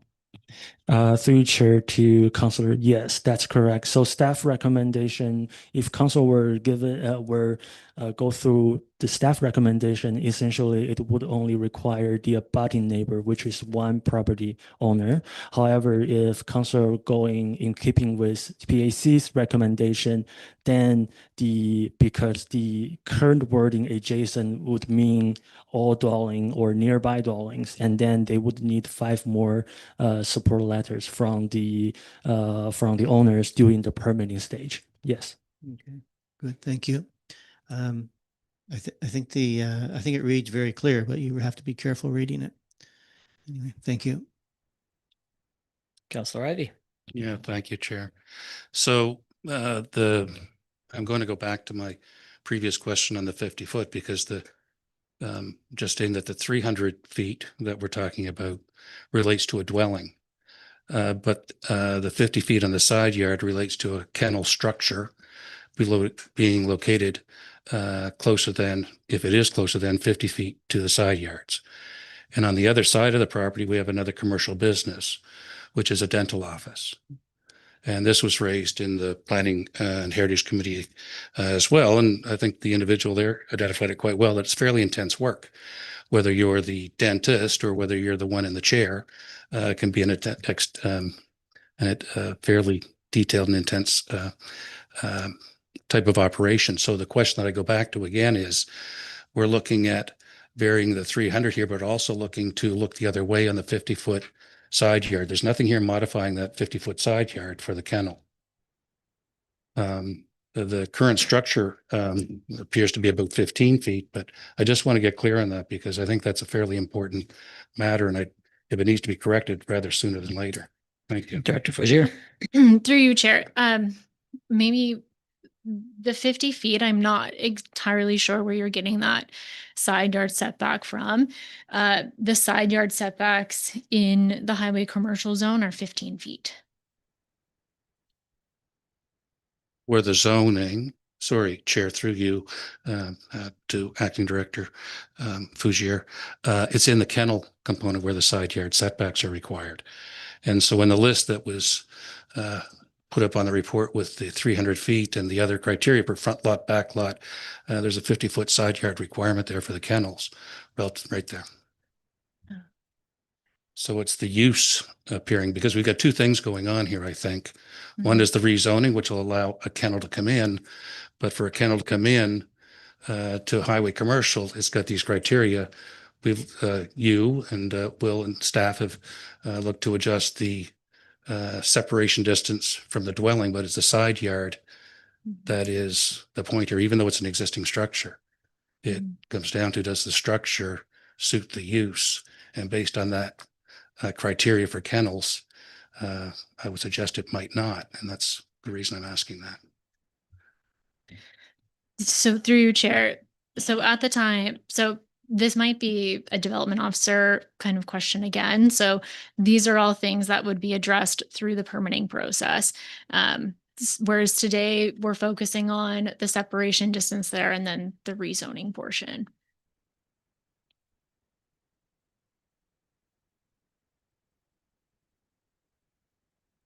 I think I understand what you're saying. I just, I don't know that you separate those and somebody making a decision to either rent a property or to outfit a property and so on, that it's best that all of this be known up front, that it's going to fit or it's not. That's where I'm coming from. Again, I don't want to be speaking against this proposal. It's a good business. It's a good, but is it the right location? And based on the criteria, again, I don't mean to get into debate here. I apologize. I'll leave it at that. Further questions, council? A lot of good ones, a lot of discussion, a lot of comments. Great answers. Thank you very much. When it comes to applications and reports, it's hard to wrap your mind around it, but development officer interprets things and makes decisions based on certain things, and this group sets the policies. So we are at the whim of council. We do have a recommendation up. We'll put it up there for council to look at, and if somebody wishes to make it, we can have debate and discussion on the motion. Councillor Leary Pinch. I'm prepared to make the recommendation. That council gives first reading and hold a public hearing to consider amending the maps of Schedule A of the West Hants Land Use Bylaw to rezone the lot as identified as PID 452-42112 from general commercial to highway commercial zone, and amending Section 5.2 of the West Hants Land Use Bylaw in a manner substantively the same as the draft set out in Appendix A of the Council Report number 25-24A dated January 27th, 2026. Second by Councillor Leary Pinch, seconded by Councillor Bob Morton. Discussion on the motion. Councillor Whedon. Yeah, so thank you, Mayor. I guess just I'm a little bit unclear here on the two different recommendations. So if we vote on this recommendation, it's the only property, one letter that we need, or that the business needs. The second recommendation requires the permission of all the adjacent properties. So if we pass this with just this recommendation, what's to stop those other adjacent properties from coming forward and saying they're against this procedure? So if council was to adopt this recommendation, it'd just be the one neighbor to the right of the property, because the other side is a commercial, so it'd just be the one to the right that would, through the permitting process, if they supply their letter, it's a go. And what about the other properties that are within that 300 feet, but they're not directly adjacent? Not a consideration. Not a consideration. Thank you. Okay. Councillor Leary Pinch. Thank you. Just as a comment through you, Chair. So just kind of because I asked for some clarification on this at PAC, but all of those adjacent property owners did have the opportunity. They were notified like everybody else was surrounding the business, and none of them provided a letter except for one that was in support of outside of the abutting property owner. So from my perspective, they were offered an opportunity, the same as with any other rezoning that would happen throughout the municipality. And if they felt concerned, they would have used that opportunity to express those concerns, and none of those were received. I also just kind of wanted to say that this is an area where we have looked at increasing our commercial tax base, and this is a commercial business. So I'm strongly in favor of encouraging that. It's also in an area where there is a lot of commercial business. All of those commercial businesses create their own different types of noise. There's a 100 series highway right in behind those businesses as well. And Highway 1 is a very heavily trafficked road in Falmouth because it's a main strip. So there is a lot of road noise that comes from that as well. And previously, this business, though I know some people might say I'm really young, but this business has always been in service to animals of some sort. So there have been dogs, sometimes there are horses and trailers there have been in the past. So there has always been a kind of service to animals and a merging of humans and pets and livestock in that location. So I think it kind of fits historically with what has previously been there as a business as well. So I'm in full support of this. Just a reminder to council as well. I'll get to Councilor Ivey here in a second, but this is just first reading as well. So this will be regarding whichever way council does go, this will be advertised again. All adjacent property owners within that distance will be notified of second reading, and will have another chance to come and speak to council if they do have concerns as well. So whatever council does land on tonight, this is just the first part of a two-part process through first and second reading. Councilor Ivey. Thank you, Mayor Zabin. I know we've got the motion up, but what I've got is a question for staff, if I could. I think it's important given where we're at, if it's all right, through you to staff. The notice that went out to the property owners, was it just about the rezoning, or did it also identify that there was a kennel use that was going to be put in play? And the reason I asked the question is based on a couple of the letters that came in, individuals didn't know at the time, I guess that might be back to PIM, that it was a kennel application, that it was a rezoning is what it seemed, that's what they were aware of. Can you shed some light on that?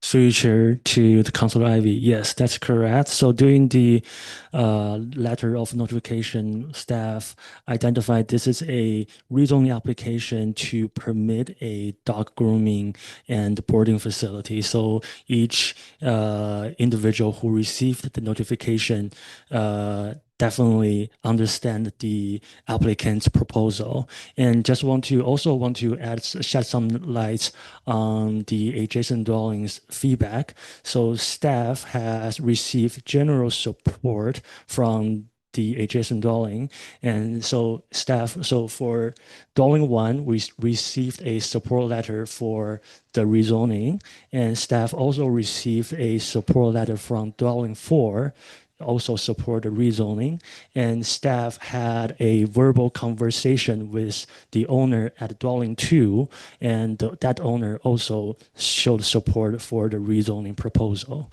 And so if that helps council to understand the general feedback from the adjacent dwellings, hope that's helpful. Okay. Further discussion, council? Councilor Ivey. Through you to you, Mayor, and maybe you're able to answer it otherwise through the staff. So depending on what happens with this here, the motion can still be changed at public hearing, second reading. If it wished at that point. As it wishes, yeah. Thank you. Whatever council does decide tonight, that will be advertised for a public hearing, second reading, sorry. So further comments or questions? Seeing none, we do have a motion that has been made and seconded that council gives first reading, hold a public hearing, and consider amending the maps of Schedule A of the West Hants Land Use Bylaw to rezone the lot as identified as PID 4524-2112 from general commercial to highway commercial zone, and amending section 5.2 of the West Hants Land Use Bylaw in a manner substantively the same as the draft set out in Appendix A of the Council Report number 25-24A, dated January 27, 2026. Clerk Snare.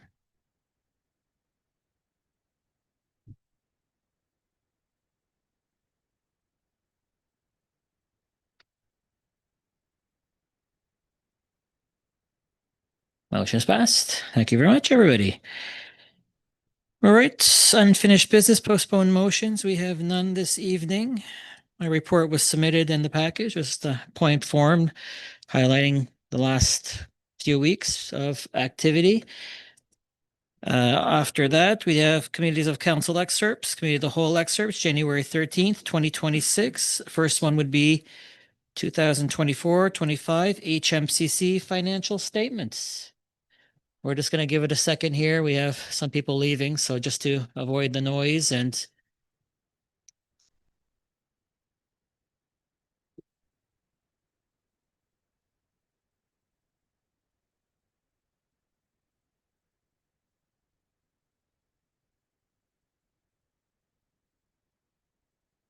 that answered a lot of questions. We'll see you at all at second hearing. All right, Deputy Mayor. Council accepts the financial statements provided by Hansport Memorial Community Center, HMCC, and that any 2024-25 holdbacks and eligible 2024-25 area rate payments be released to HMCC for the purposes of providing services defined in the 25-26 budget. Moved by Deputy Mayor. Is there seconded by Councillor Paul Morton? Further discussion on the motion? Councillor Ivy. Yeah, do we have any sense of what the volume of those holdbacks are? Sorry about the question in that regard. It's just, to me, it's 24-25, which seems like ages ago. Director. Is it just me that feels that way? But Director Rochon.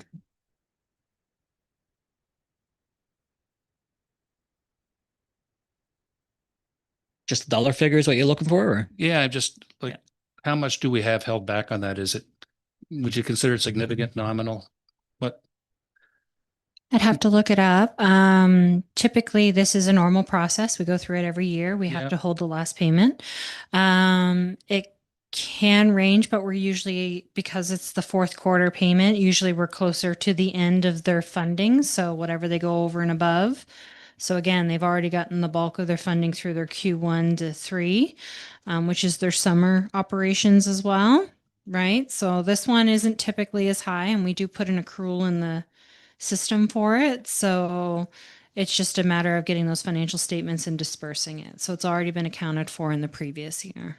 Okay, thank you. And just to follow up, if I could, what triggered the question for me is that there was a notation in there about them having a surplus, and it wasn't clear how the surplus and this holdback, if there was a direct relationship. And so can I ask that? Is there any? There's not. No, it just impacts from the area rate policy. We have to monitor deficits or surpluses and then look at our funding in comparison to that to determine if we need to adjust the next year's payment, which you would see in the next budget of 26-27. So if I could, one close, and I'm sure I'll be done here. Because it's area rated, this amount is set no matter what, and all we're doing is doing a final check at this. Exactly. There's a threshold amount. Yeah. We can't go past that. Right. And they Yeah. get it no matter what. I mean, assuming that Through the area rate policy, they have to submit the quarterly claims, which Right. supports the amounts that they're getting. Yeah. Super. That's great. Thank you very much. Further questions, council? Seeing none, we'll put that vote up on the screen.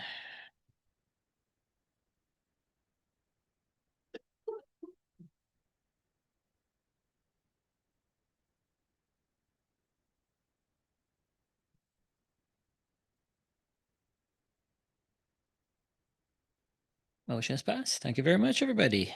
Appointment of development officers. Deputy Mayor. Council appoint William Overhold and Derek Robertson as development officers effective January 28th, 2026 in accordance with Section 243 of the Municipal Government Act. Moved by Deputy Mayor. Is there a seconder? Seconded by Councillor John Smith. Further discussion? All right, we'll put that vote on screen.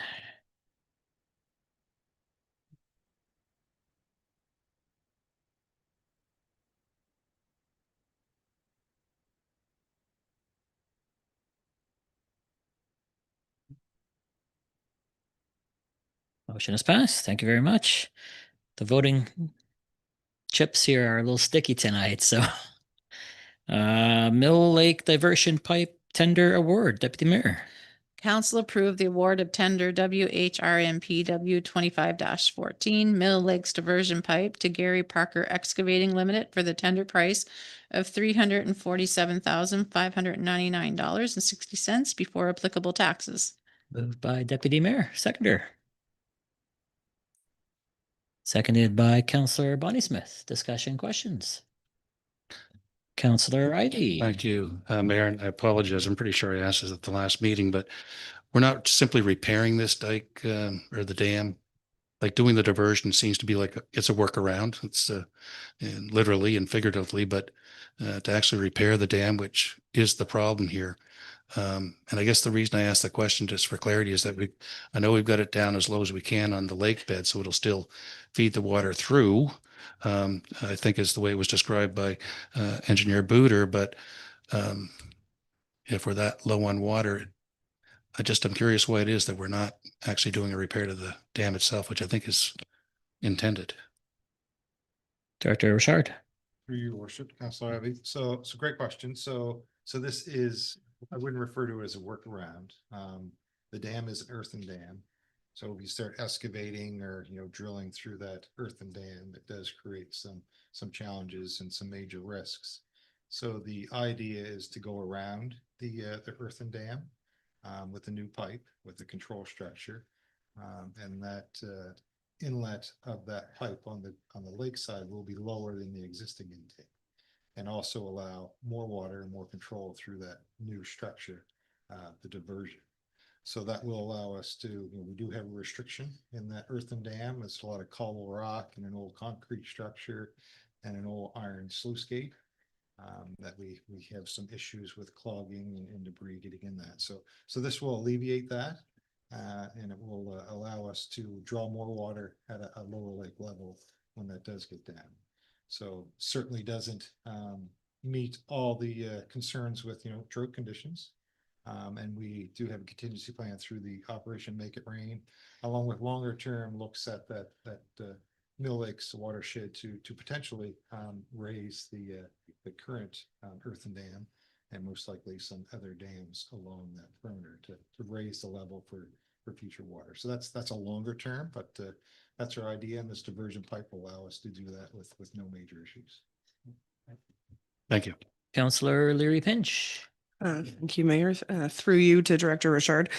How confident are staff that we are going to remain within this budget, that the funds allocated are sufficient to do this project to completion?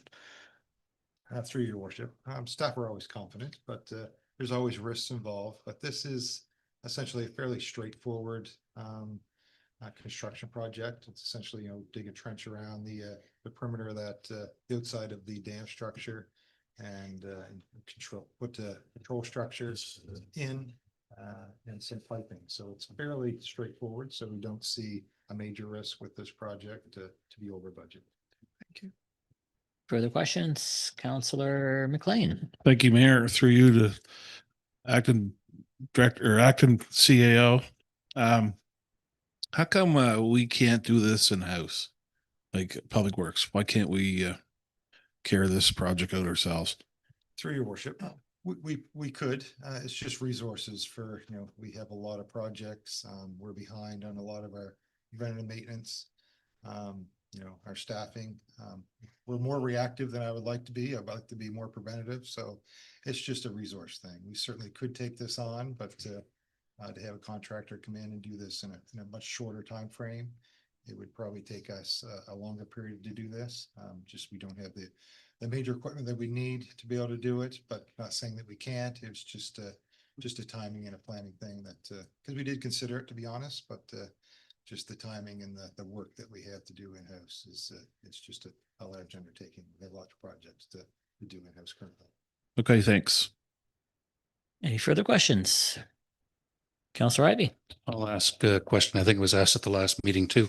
Had to do with local contractors versus contractors not so local. And I think we've dealt with that here previously on previous business that we'd had. And I can tell you that in conversations I've had since then, for some reason in my mind, I thought there was a 10% factor that allowed local contractors to take a preference over what might not be local. But am I misremembering that, or can somebody set me straight on that so I'm not? Director Richard.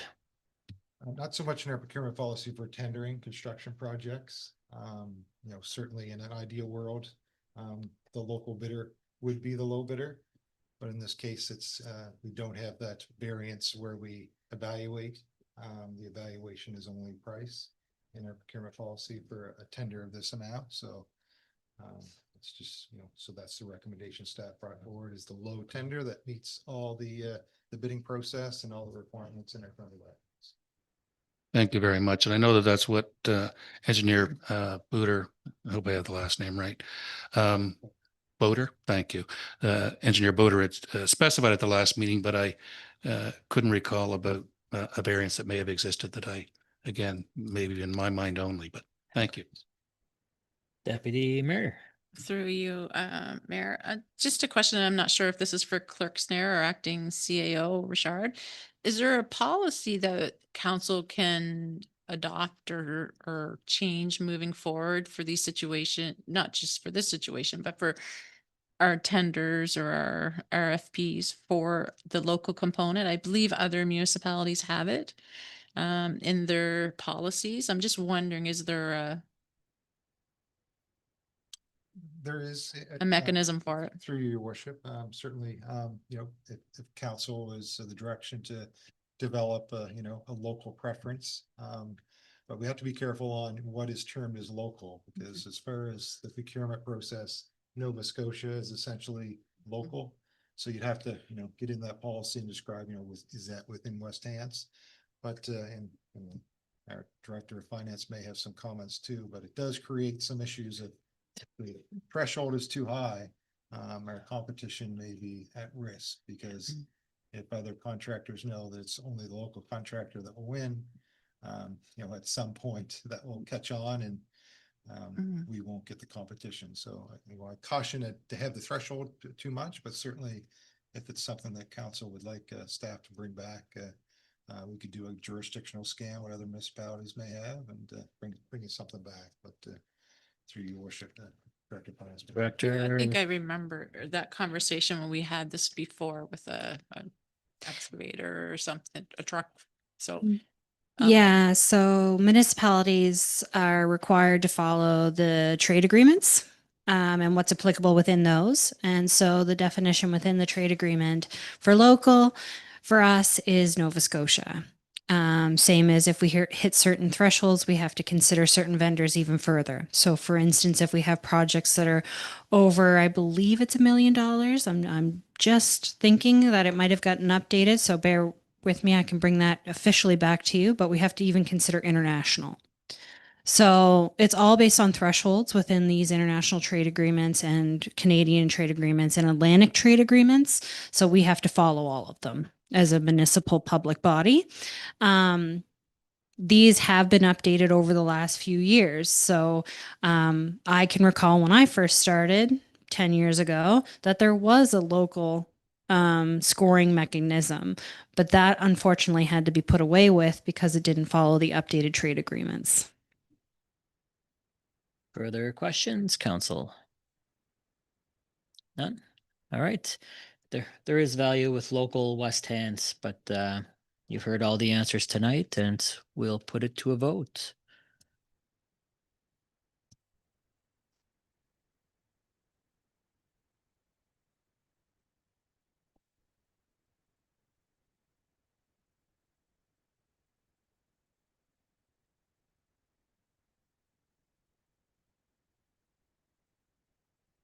Motion is defeated. All right. Is there an alternative, council, at this point, or do you just want to leave it for now and we'll reapproach it at a different point? Councillor Larry Pinch. So just as a suggestion, we might want to leave it till a later point, but that I was just thinking if there was a way that Public Works could complete this work, and if we could see a proposal for what that cost would be in comparison to the cost of tendering it out, as we've already seen. Do you want to make that a motion, or? Sure. That council direct staff to prepare a report outlining the costs of the Mill Lakes project with Public Works in-house. Sorry, trying to go off the top of my head in comparison to the other motion. Did you want to make any suggestions? So council requests a report from staff on doing the Mill Lakes diversion pipe in-house Yes, for Thank committee you. of the whole, for committee of the whole. Yep. February. Yes, please. All right, everybody's clear on that motion? Second the motion. All right, motion has been seconded by Councillor Whedon. Further discussion on the motion? All right, we'll put it to a vote.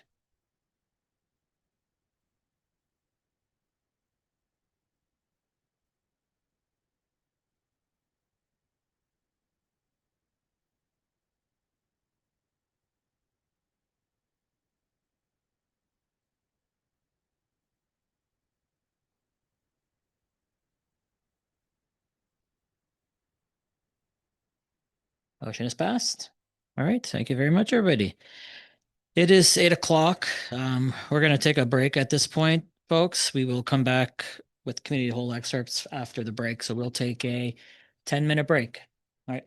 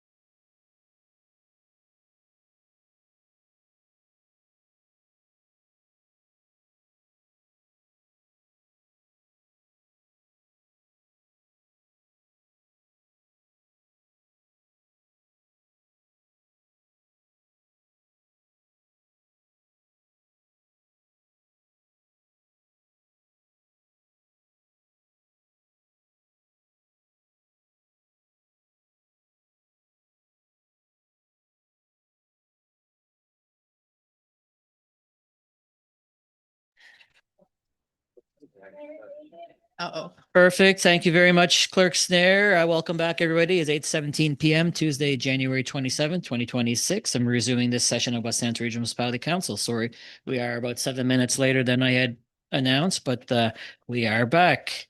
We are at committee whole excerpts. Number 4, Payson Drive and King Street upgrades tender award. Deputy Mayor. Council approved the award of tender WHRMPW 25-15 Pheasant Drive and King Street upgrades to ITS Construction Inc. for the tendered price of $4,272,564 before applicable taxes. Moved by Deputy Mayor, seconded by Councillor Bonnie Smith. Further discussion on the motion? No lights. All right, we'll put it to a vote.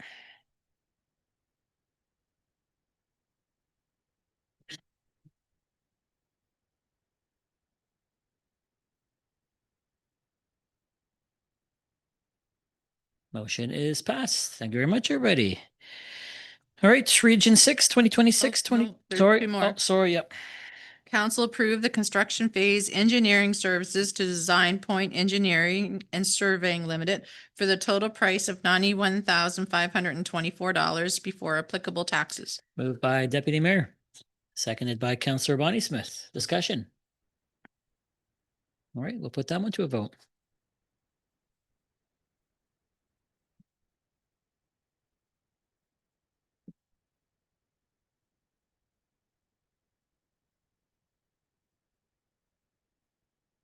Motion's passed. Thank you very much. Part 3.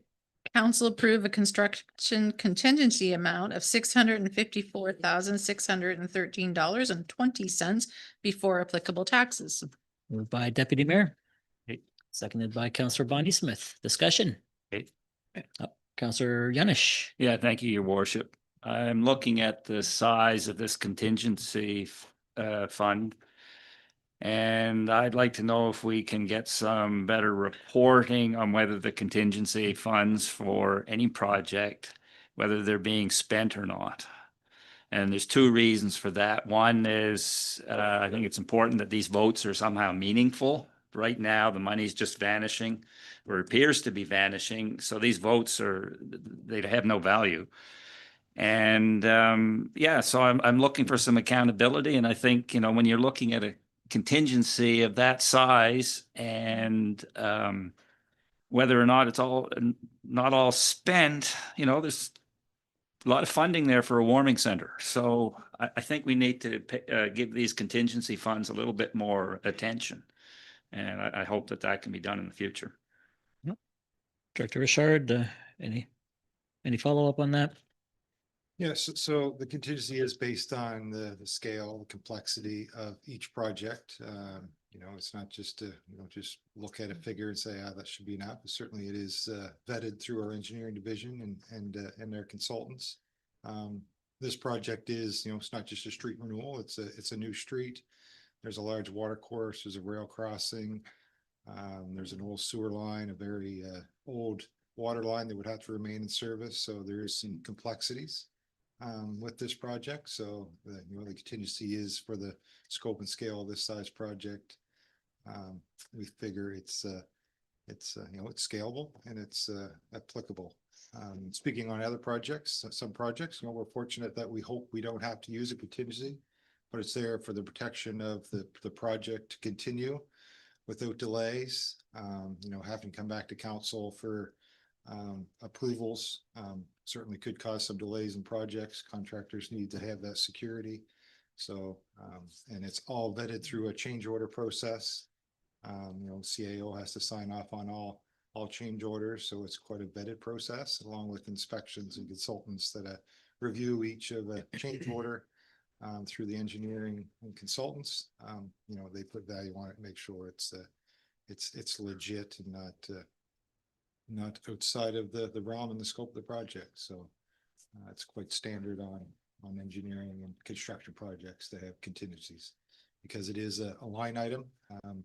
Items that are based on certain quantities. So we estimate those quantities. So karst topography or unsuitable soils are usually some of the big ones that we run into. So If it's a line item contract, certainly some of those can get out of that line item expenditure. So therefore the contingency is required. I think we have full confidence in staff and engineering. Just like as a follow-up when a project is completed, just a follow-up to council, the project has been completed, it was successful, it was either within budget, XYZ was used from contingent just for as more transparency and the council understands where the money went or if it went or if we need it at the end. So it's a good comment. It's a good observation. Councillor Ivey. Yeah, thank you, Mayor. And I support the comment or the question that Councillor Yanish has asked from the standpoint of, I think if we were to look at our contingencies, in most cases, we're allocating about 15%. And we're dealing with Class A tender estimates that are coming in, and typically that'd be about a 5% contingency. So it would be worth taking a closer look at that. And it's not like, if the money doesn't get spent, it doesn't get spent. It's an allocation within a budget, but to what money could be allocated for when we're getting down to scratching items on a line, on budgets and the like, I think it's valid and important to be able to know that. In this case, it's 654,000 at 15%. That's 200,000 for every 5. That's what that works out to be. It's a little bit more actually, but it's about 200,000 for every 5% that we have built into a contingency. So on a $1 million. Yep. Again, I think it's good for knowledge for council as well. Projects, I think Albert Street was one of those ones where we had to use a lot of contingency because a lot of unknowns that just popped up and that nobody can forecast. So it's it's good. It's information and it's nice to know where or if the money's being used or how much of it's being used. So it's a great comment. We do have. Can we just put that motion back up on the screen there? Just Yep.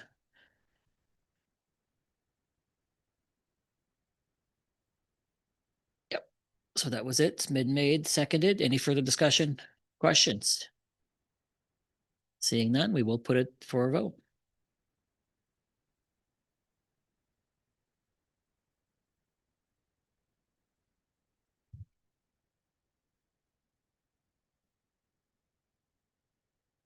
Motion's passed. Thank you very much, everybody.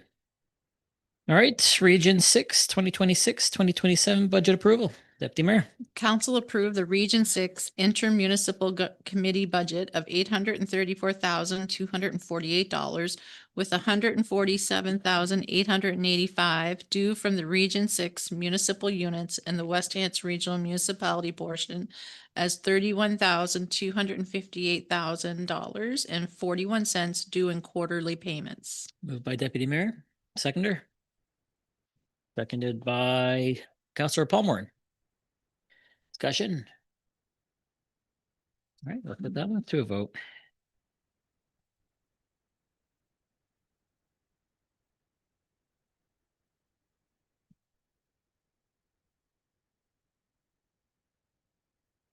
Motion is passed. Thank you very much. Tendering timeline, Rand Street Services and Street Renewal. Deputy Mayor. Council approves the Rand Street Services and Street Renewal Project be tendered in January 2026 with the intent of bringing a contract award recommendation to council on February 24th, 2026. Moved by Deputy Mayor, seconded by Councillor Paul Moran. Discussion, questions? All right, we'll put that to a vote.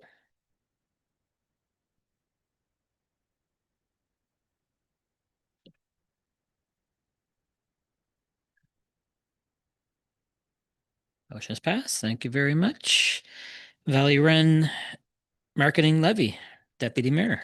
Council support the implementation of the marketing levy in principle pending support from other municipal units. Moved by Deputy Mayor. Is there a seconder? Second. Seconded by Councillor Remy. Councillor Yanish. Yeah, thank you, Your Worship. I would like to draw attention to the comments that were submitted to council from the owners of the Flying Apron. So far, the opposition to the tourism levy seems to be framed mostly by the owners of the short-term rentals, but the Veldens, their very well articulated comments demonstrate that it's a much broader issue. And the Veldens know a thing or two about starting a tourism business, and when they say that a 3% levy is going to hurt their business and would not be looked at favorably by their customers, I tend to believe them. I think they quite rightly ask why it is only accommodations, or the owners of accommodations, that are being charged a levy when it comes to tourism. It's very convenient to target accommodation owners, but it's hardly fair when you think of all of the other businesses that would benefit from tourism, and that why wouldn't this burden be shared? And for example, the issue of wineries comes up, and whether the wineries should pay a levy, or maybe there even possibly a levy on wine sales. That's so, I think some of these issues should be explored. And it's also the question of the value or the benefits that the tourism operators are going to get from this tourist board when they're already paying into the Valley Wren through taxes, as the municipality pays that annual fee.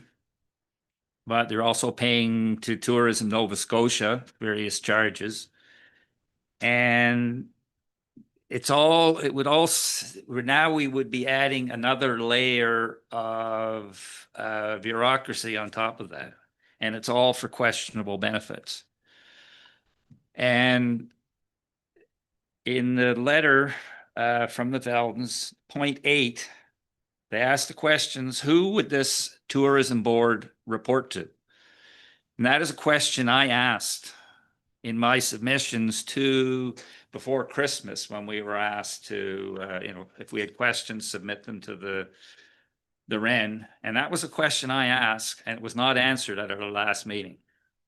We were told, yes, there would be a board, there'd be an executive director, and somehow the board would be elected. But there was no question about, or no answer about accountability. So we're collecting, or this levy would collect a huge amount of money, yet we don't know who the board would be accountable to. So for those reasons, and for the many that have already been expressed, I cannot support this motion. Further questions, discussion? Councillor Leary Pinch. Thank you, through you, Chair. So though I have used resources that have been produced by other DMMOs and other municipalities and have appreciated those resources, I am here this evening advocating on behalf of the residents who have reached out to me in my district. I know we've all heard from a lot of STR operators. There is a considerable collection of those within District 7. And though I know Valley Wren attempted and did their best to reach out and provide the opportunity for feedback from a multitude of business owners within their survey, I do feel, based on the feedback I've received from our short-term rental owners in West Hants, that they did not have the opportunity to provide their feedback. They were not included within that short-term rental portion that we saw within the surveys. So I do think that it would be prudent for us as a council to offer that opportunity to receive that feedback, since the short-term rental owners are the largest amount of accommodations that we have within the region, outside of the Super 8. So I think that it would be important to be able to hear their concerns so that they would have the opportunity to ask questions, and perhaps some of those concerns would be mitigated and we would learn some things in the process, and maybe they wouldn't be. But I still think that opportunity needs to be provided. So I'm not comfortable making a decision moving forward with this evening until something like that has occurred and we kind of receive some more area specific information. Thank you very much. Councillor Ivey.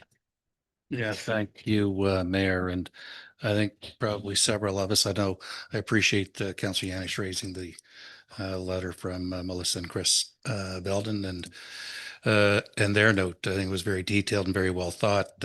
I also had a conversation in the last week with resident down the shoreway who made reference to them, similar same concerns and issues raised about the ability to be able to track for performance and be able to know that they were getting results for what they were looking for, the ability to be able to know that, and this was a really strong mention, was the fact that the promotion or the marketing that would be done on behalf of this individual, who, interesting enough, at winery and also has a tourist accommodation. So they would get hit twice, I guess, if we were to revise to the suggestion put forward here. I don't want to give them that message, but that, you know, is to be able to advertise and promote those off the beaten trail locations, which don't typically get the big push because they're out of the way. And so when you're dealing in the numbers of marketing and advertising, you're trying to get as many people as possible, but to take that broad funnel and then narrow it down into getting people to go down to Avondale or down the Kemp Shore where they need to go, takes a lot more than a straightforward marketing campaign. And so it is challenging in that regard. I don't know how many short-term rental people the folks spoke to at the Valley Rent. I know this has been going on for about 5 years, though, since this conversation surfaced as part of the STAR program. It's been a while.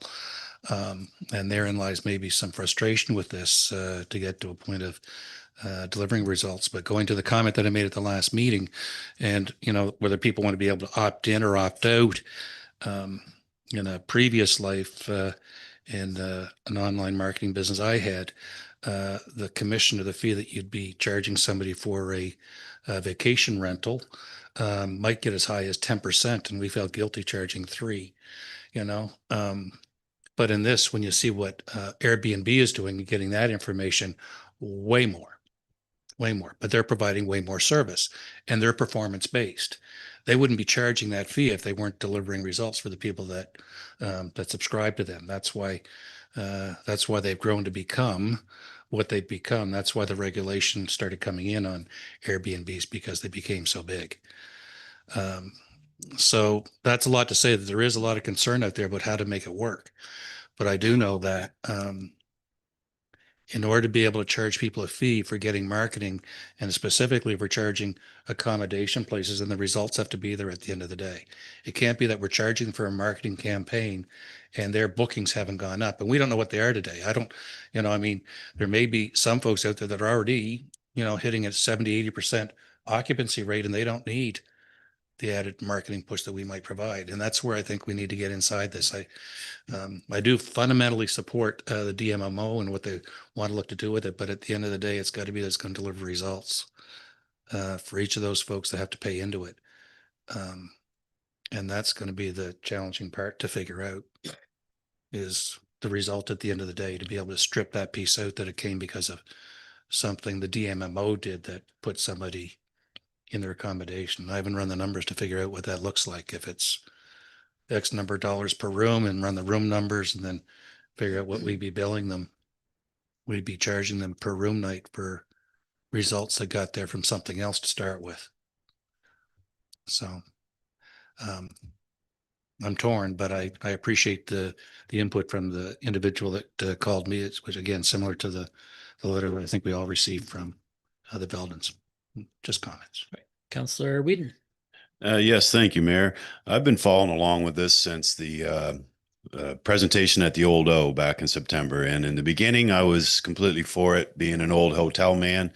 And in the hotel business, I really don't think a 3% levy on a corporate or on a business travel would be fought back on. However, here in West Hants, I believe we have it's 30% of the rooms are a hotel, and that's the Super 8. And the other 70% of the rooms in West Hants are short-term rentals. So if we go ahead with this kind of a levy, we are really punishing, not so much punishing, but we're really implementing this on the short-term rental people. Now, on a second note, I was watching the Chicago Bears play the Los Angeles Rams a couple weeks ago, and I saw an amazing commercial highlighting the Annapolis Valley. And this was on Fox. So the broad appeal that Fox has, and the amount of people that would have saw that commercial promoting Annapolis Valley, that's where the Airbnb and the Verbo money goes. And there's no DMMO that's going to be able to afford to put commercials of that nature on those kind of venues. So I think we should maybe put a pause on this, kind of get a little bit more into the woods for the short-term rental people who are basically the people that we're going to be putting this levy on. So with that being said, I guess I can't be in support of it at this particular time. Thank you very much. Councillor Remy. Through you, Chair. I can certainly appreciate all the concerns and the letters that we've received and all of those things. I guess what I want to put forth is the motion actually says that we're just agreeing in principle, and only if all other regions, municipalities agree to move on board with it as well. Also, it's not implementing a bylaw. It's implementing nothing. All it's doing at this point in time is giving us a seat at the table. So all of these concerns that we're bringing forth now can be discussed at that table. That is literally what the intention of this motion is. So again, I can certainly appreciate it, but also it's not only benefiting our Airbnbs. I get it. Those have been the ones that we've been hearing from, but we have to remember that this is also going to benefit the museum. So maybe the one down in Avondale, right? Like it's regional tourism. It's not just something that's going towards our accommodations. It's all of the little pockets of places that we have across West Hants that don't have the funding to pay for marketing. So that's my only comment. I mean, obviously, with the discussion that was just had here, but I just want to say it's literally addressing, like it's just accepting it in principle so that we can move forward and have a seat at the table. Thank you very much. Councillor John Smith. Thank you, Your Worship. Yeah, from what I've heard from the short-term rental operators, I wouldn't support this in principle, simply because it's going to be added work and an added fee to them, something they don't need. They haven't requested it. They haven't asked for it or looked for it. We'd be simply thrusting it upon them, and I don't think that'd be fair. Thank you very much. Further comments, discussion? Seeing no more lights, we'll put that motion back up on the screen, but I'll say a couple of things on my end. I think it's a great conversation. Everybody's made some valid points. On my end, I saw an ad the other day on social media from, I think they call themselves Davy and Sky.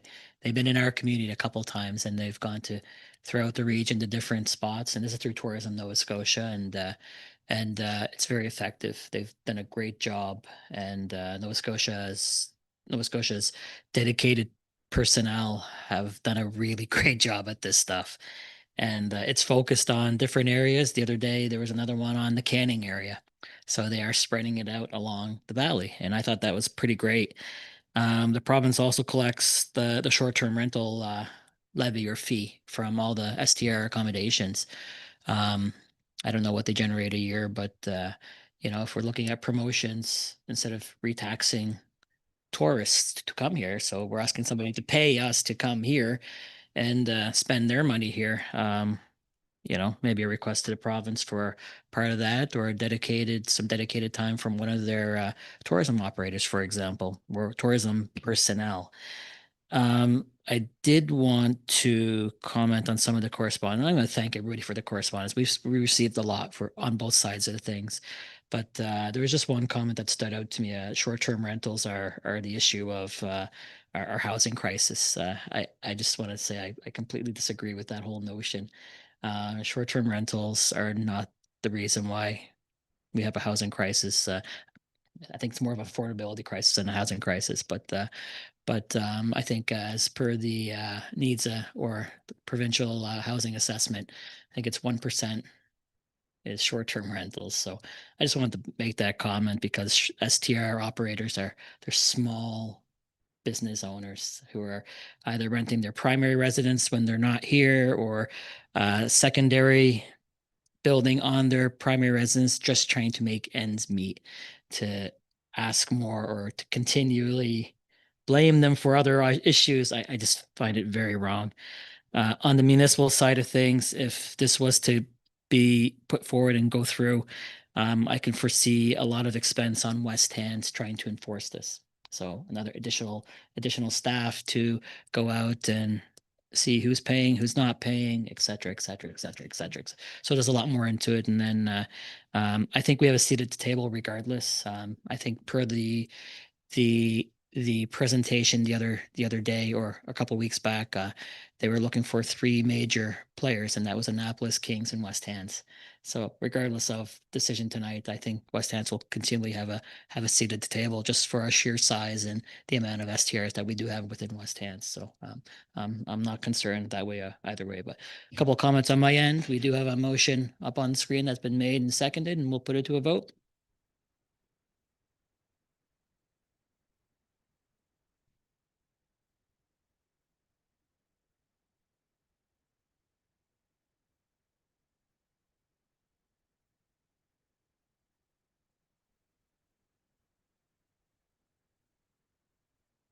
Motion defeated. Thank you much, everybody. All right. We have next on the agenda, the DEII Committee review of the proposed amendments for the Peace and Good Order Bylaw, RCOPG 001. That's the Diverse, Equitable, and Inclusive Communities Committee. We do have our two co-chairs of that committee who wish to put this motion forward and the report.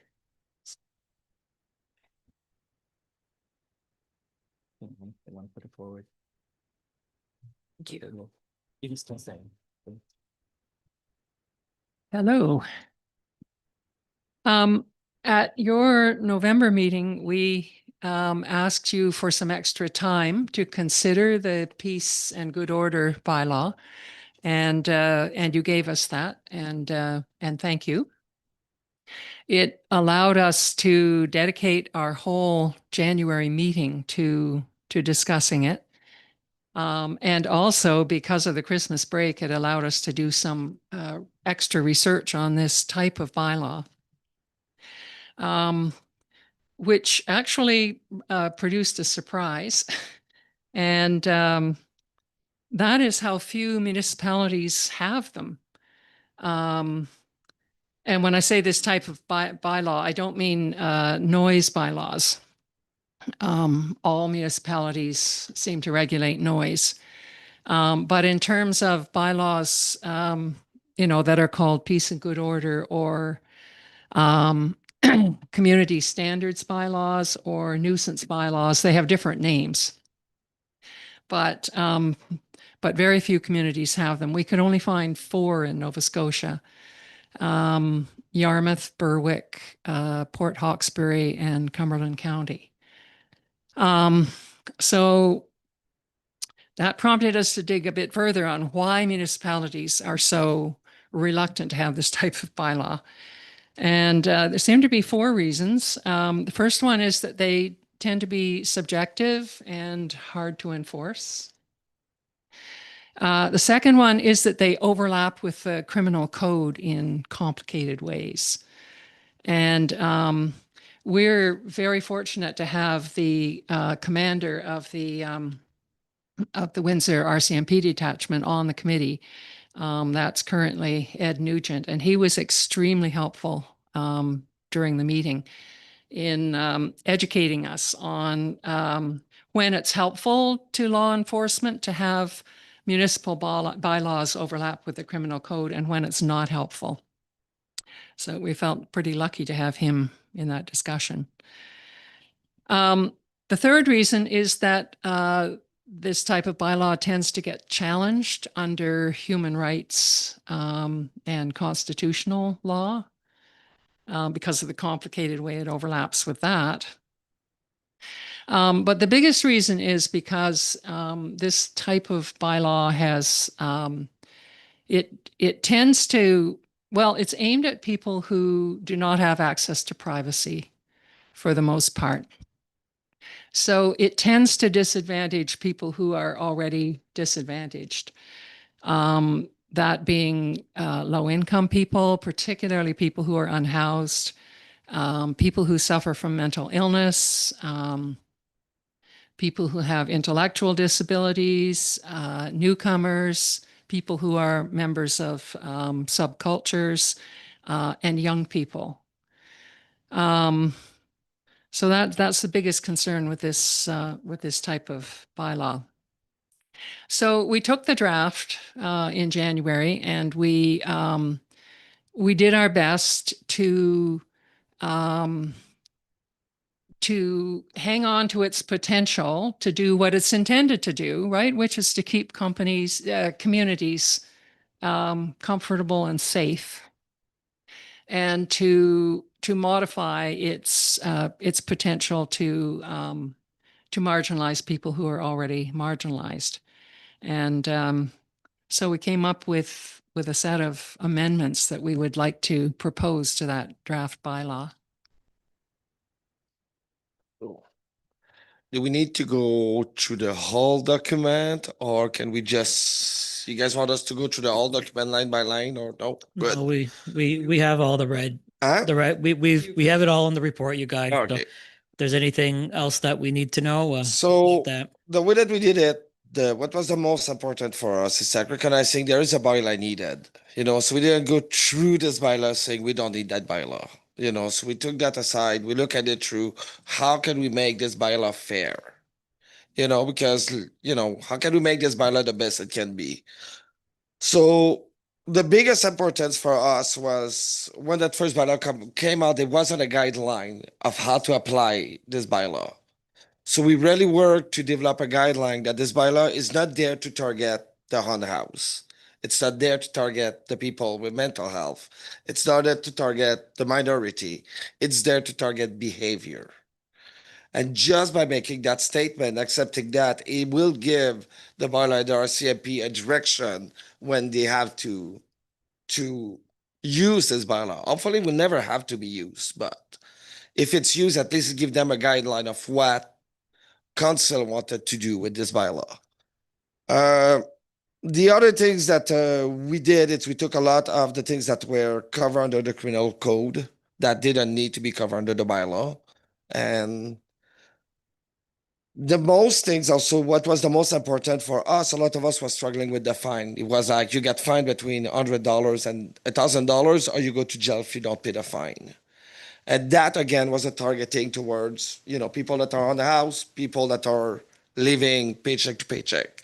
So what we did, we really pushed to have, if you guys could, is to include like a restorative justice lens, that afford people, again, we target the behavior. And if they don't pay, they don't have to be criminalized and go to jail for it, but they can do 50 hours community service somewhere, but they do something to repay for the behavior at the place of, just sitting in jail because they didn't have the money. So in big, that's what we did. And yeah, the rest of the report, like you guys say, you read it. So if you have any question, feel free to ask us.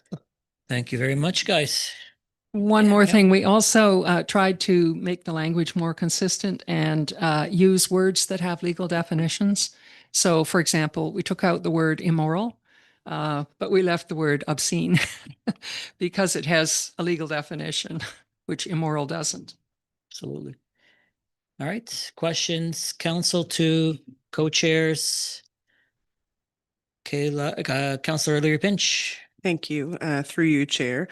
I know I was present, but just to recall, Staff Sergeant Nugent had suggested that it would be difficult for the municipality to follow through with imprisonment because that didn't line up with their mandate. Am I accurate in repeating that?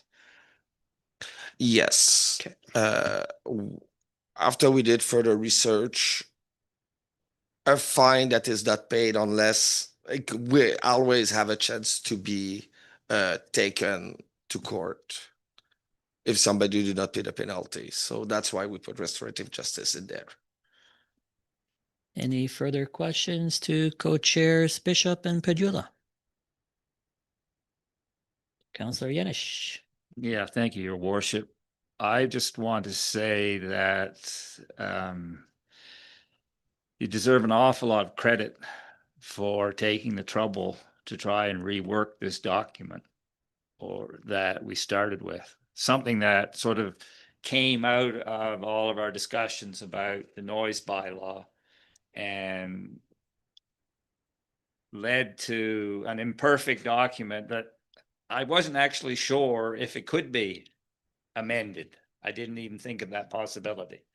And to think that you have gone to the trouble to change the language, consult with the RCMP, and I think now we have something that we can discuss effectively in public. And whereas before it seemed to be fraught with a lot of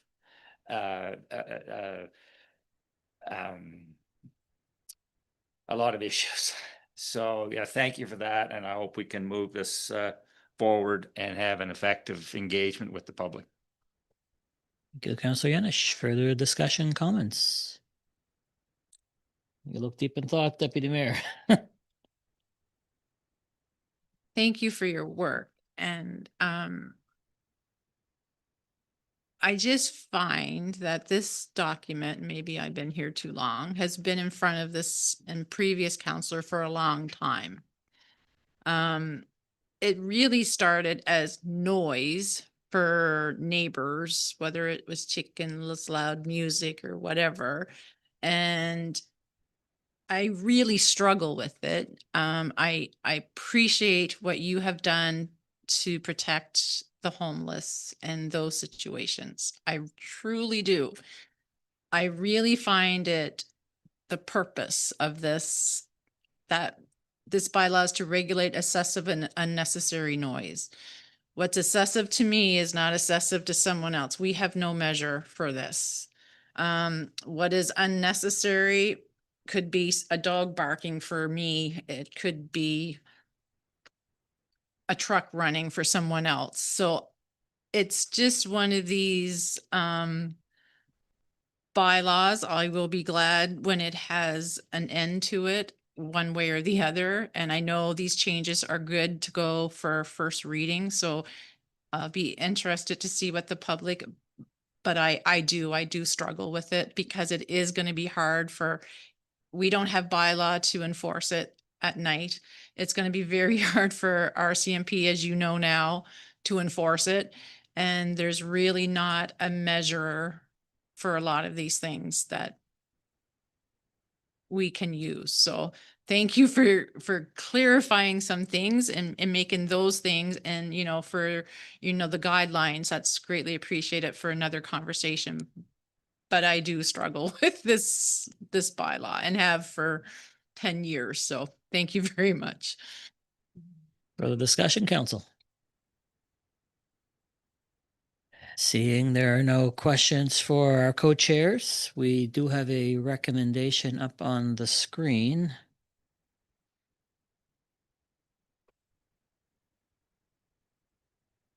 Which is there.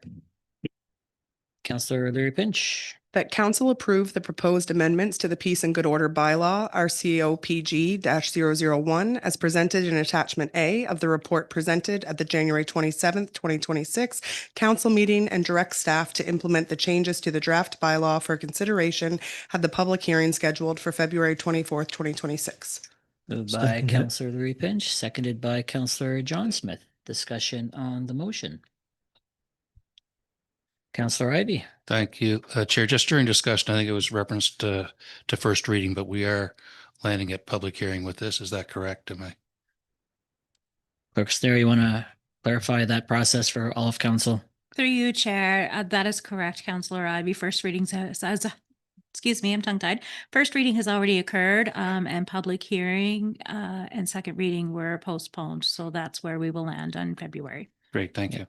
Yeah, these are just amendments that will be considered when that notice goes out to public hearing and second reading. So the public knows exactly what council is considering if council was to adopt these.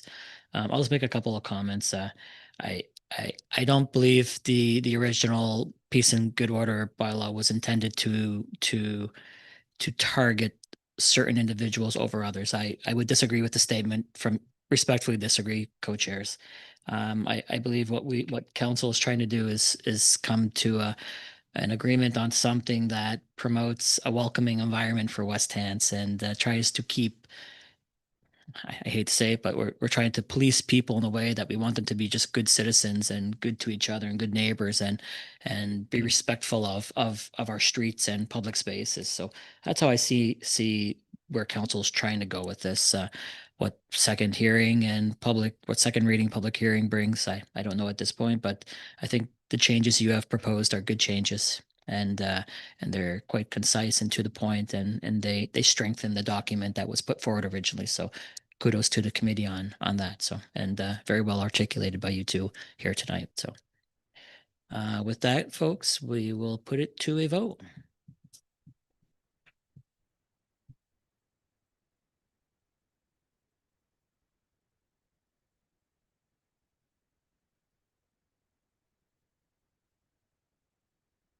Motion is passed. Thank you very much, everybody. All right, municipal council business activity reports. We had submitted again. They were good. They were informative. Again, folks, these are appreciated by the public. I hear it from residents. They're informative. They give people a better perspective of individual districts and allows us all to understand the districts as well. So when we are making decisions, because we make a decision on a region rather than our own districts as well, it gives us a good understanding of the issues in each other. So kudos on all of you guys submitting those. New business rural playground request for information consideration 26-27 budget deliberations. Councillor Leary Pinch. Thank you. So you all received the report. Presumably you had the time to read through it. I included everything that I could, including some photos of other rurally located playgrounds that have been created within a reasonable price point, just to kind of give an idea potentially of some options. What we're looking for, or what I'm looking for, is not to say that, yes, we're moving ahead on this and this is when we're moving ahead. It's to have a report from staff come back that can identify a potential location, that can identify some funding sources. There could be some CCBF funding, there could be some grant funding where it's a rural area having to do with accessibility as well. And that there is a service gap out in Vaughan. And this is something that the community has been relatively vocal about for a number of years. There are many outdoor spaces, which is fantastic in the Vaughan area, none of which include any recreation equipment. For local families. It is an area that is growing with young families and local people. It is an area that is a fair distance from another adjacent or a budding community. And so it would be nice if they had the opportunity to have that recreation source for that social connection to bring families together, which is what helps strengthen cohesion in communities like Vaughan. And they are a very cohesive community out there that supports one another, who doesn't receive the same level of service delivery as potentially other areas do. So basically the request is so that this report could coincide with the needs assessment, which we should be receiving around June. So if this report could be completed and presented to council in May, and that would help inform us as far as our 5-year capital plan goes as to the potential for placing a piece of playground equipment on a parcel of land that is either already owned, that is community owned, or that there could be some kind of partnership with out in Vaughan, which, as you know, is very common for the area, such as the fire hall being owned by the community, also supported by the municipality, and we work in partnership together. So it would not be a new theme for our area. So I am open to any questions that anybody has on the information provided within the report.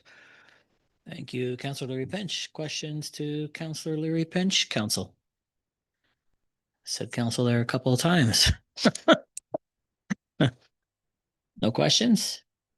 All right, you can put your motions forward if Okay, I am going to add a timeline into the bottom of the last motion. So I will read it as council directs staff to undertake a review of potential playground opportunities in the Vaughan area and report back to council with an assessment of potential locations within Vaughan for the installation of playground equipment, an overview of opportunities to partner with existing community assets, including community halls or adjacent municipally owned or community managed lands, and preliminary options and high-level cost considerations associated with the installation of new playground equipment, potential funding sources, and potential opportunities for grants through Recreation Nova Scotia and Accessibility Nova Scotia by May 2026 to coincide with the upcoming needs assessment.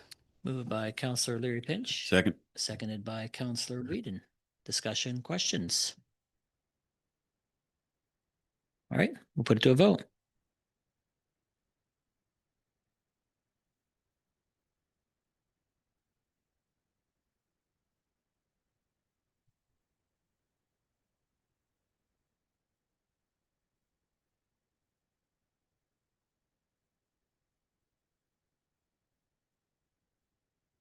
Motion's passed. Thank you very much, everybody. All right, so we have some correspondence, general correspondence as of the 23rd of January. Rick Smith, revisions to email regarding West End's water updates. And Trisha Slobogian Sanford, I hope I did not mess that last name up, regarding marketing levying concerns, Valley Wren. And then we have a couple of requests, Matthew 25, Windsor District Food Bank, additional funding for April 1st, 2026 to March 31st, 2027. We can address that during budgets. And Leslie Porter, Caremonger's request to extend funding for warming center. That one is time sensitive, or there is a lot of talk going around. So I think it's prudent that we open up. We don't usually do requests for discussion around here without a report, but that could be something that comes out of this. I don't know, but we will open it up for discussion at this point, Council. Councillor Leary Pinch. This is on the second item, correct? Yeah, this is for the Caremonger's request. Correct. Absolutely. Thank you. So I guess just some general comments from myself, and I'm unsure if acting CEO Richard has the responses for these, but if this year the insurance is unattainable based upon the regulation requirements for them to be able to get it in place in a timely manner, does that mean that insurance won't be applied for in subsequent years? So then provincial funding basically is taken off the table with this particular organization operating the warming center. I'm just curious before we decide to move forwards and say that it's acceptable that those funds be used over that time period. It's not so much my qualm with that. I'm just concerned that in doing so, we're kind of potentially moving forwards in a direction in which we are not going to receive, or that an organization is not going to receive provincial funding in the future to operate a warming shelter.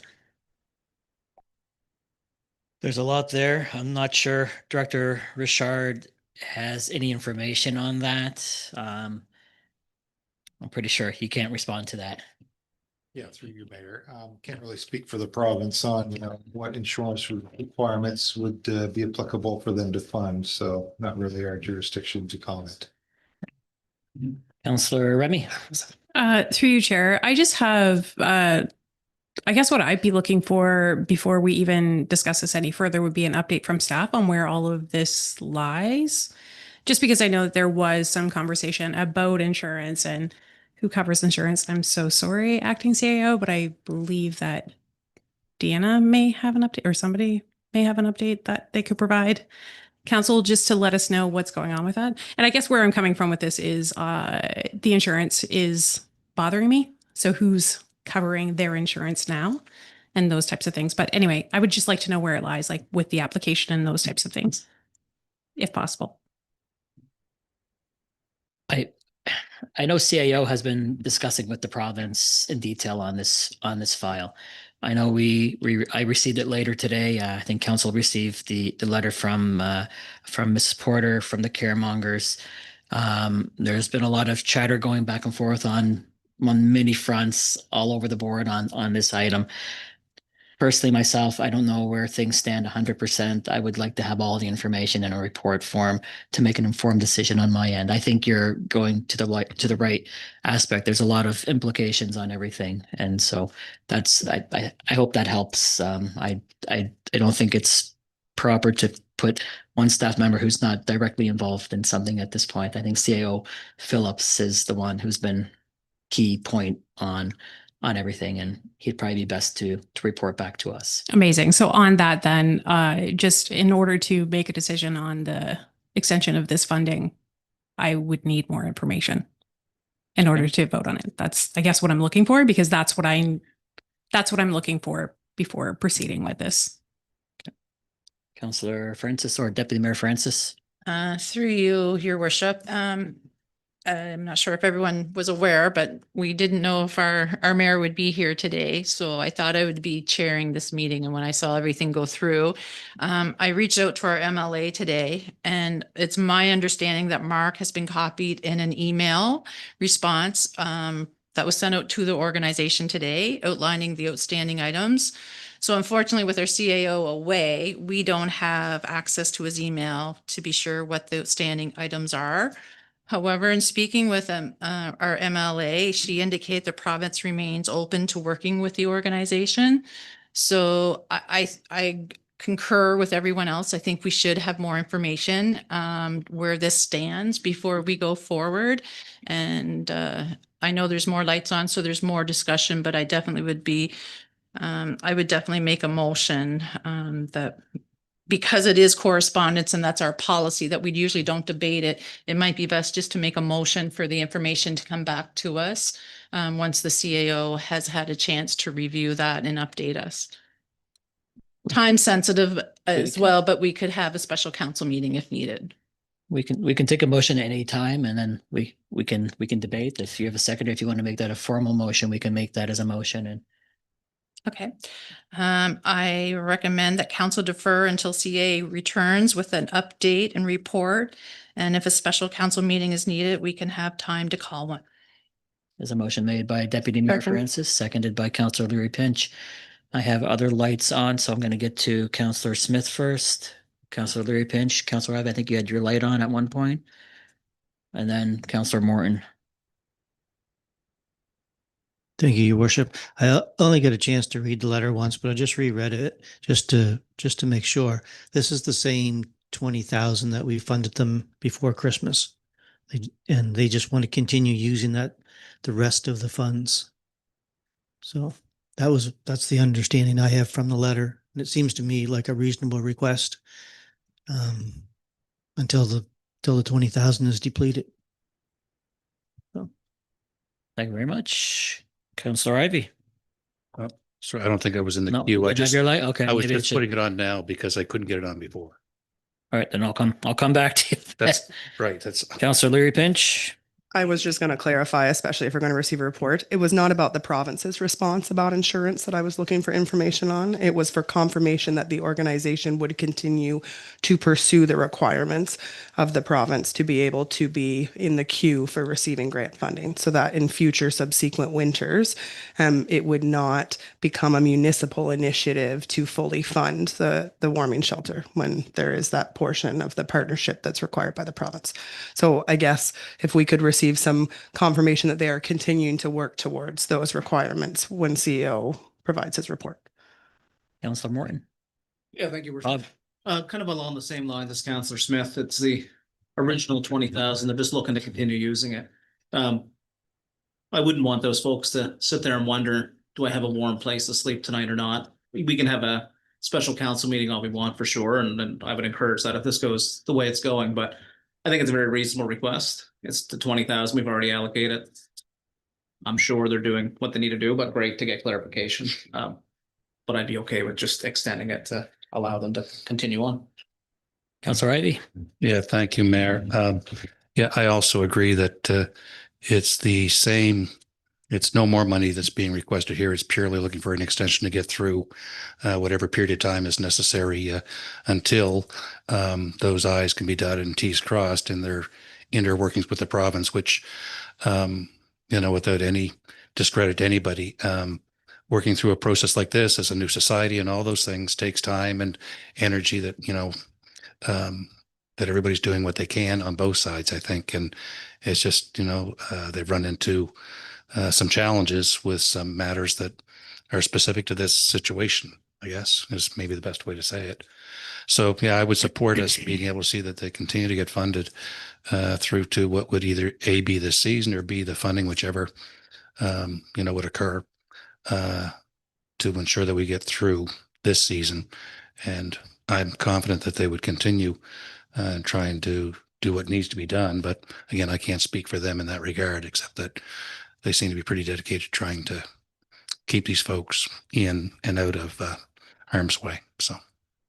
Councillor Yanish. Thank you, Your Worship. I think all the questions that are being asked are good, and a report is fine. But what the caremongers need to know is whether they haven't spent all the money that we allocated, which is a great thing. They deserve a lot of credit for that. But they want to know whether they can continue spending it after Sunday, this February 1st, and that's all they need to know.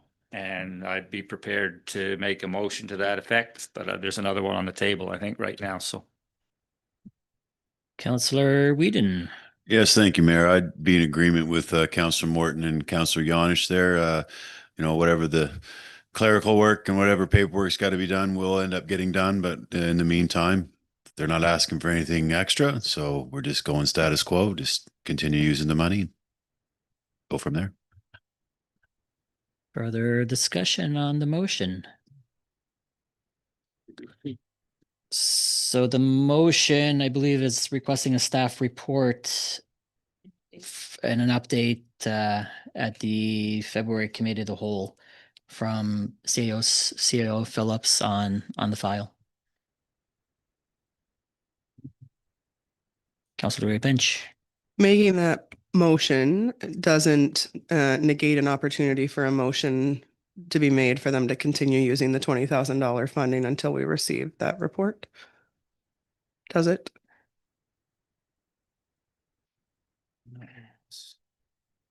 Mm-hmm.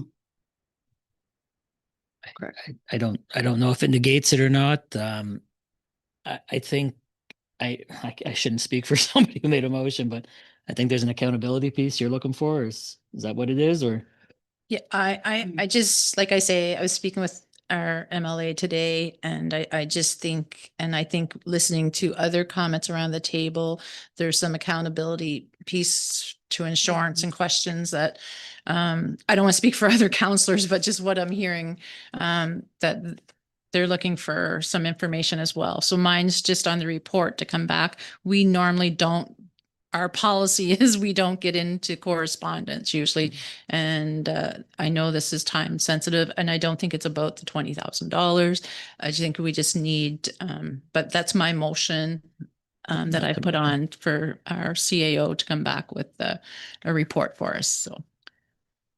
Again, folks, you hear a lot. You have a lot of discussions with multiple people on many fronts. I was informed that the provincial government has been very, very easy in wanting to have this happen. They've removed a lot of barriers to have this happen. It still hasn't happened yet. It's been more difficult than it should have, and that's where what I've been led to believe. A lot of funding is being offered by the province, more than enough to cover a warming center for the next couple of months. But again, without that formal report in front of me, it's hard to know what's what anymore. I just don't know anymore. So I'd like to have that in front of me and have CAO Phillips articulate it all in a very concise way. Also, what we do with other multiple groups that we do provide funding with, again, we have to be accountable to taxpayers as well. So when we enter in just one the request right before this one, the food bank, that's a funding agreement that we sign with the food bank. The Dial Ride is a funding agreement that we sign with Dial Ride.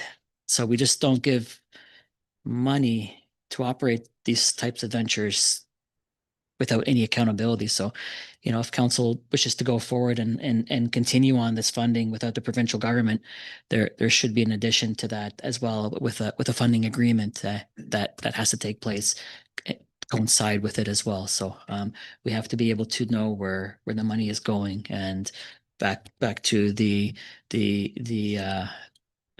extra for projects, contingencies, it's accountability right at the end. But Councillor Remy, then Councillor Morton. Bob, sorry.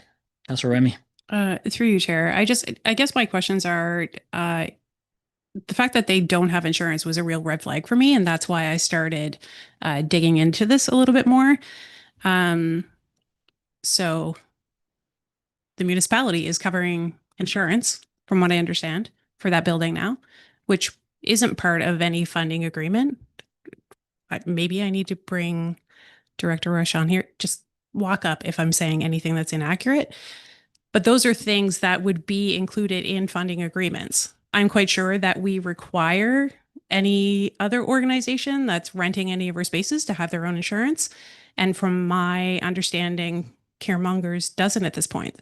So if something was to happen, like, insurance is there not just to protect the municipality, it's there to protect the guests that are in that space and the volunteers that are in there, or the workers, or whoever's being paid. And that really threw up a red flag for me. So those are the types of things that, in hindsight, obviously, because it's already passed through, but we should be paying attention to that. Like, I don't think that compassion, awesome, but good governance comes with that compassion. And if we're giving out money for community organizations, and again, it's not that I don't think that these people that are using these spaces should be warm and that it's coming from a bad place or any of those things. Sorry, I see Deanna's lights on. So if you want to get into the liability aspect, that should be an in-camera discussion just to get more information on that part. But okay, thank you. Yeah, I'll get to Bob Morton. If you want more information on that, you can make that motion, and we can have some more discussion on that. Thank So you. I'll get to Councillor Morton first. Yeah, thank you, Worship. Completely agree. Accountability is key with all these things. My biggest concern is, if we're waiting till February's committee of the whole, we get some folks out on the street for a couple of weeks or a week in February.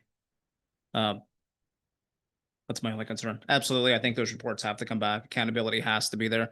As with everything we give out, this is just super time sensitive is where I'm coming from. Okay, did you want more information on that, or on liability, or we can still go in and before we address the motion? But yeah, I'd like to make a motion to go on camera then, please. Okay, made to go on camera for legal aspect. Is there a seconder on the Second. Seconded by Deputy Mayor? All those in favor signify by hands up. Opposed? Motion's passed. All right. We'll have a quick session in camera. Folks in the audience, we're going to ask you to vacate the premises at this point. The chambers anyways, you can sit outside in the waiting area. For you at home, we will be back.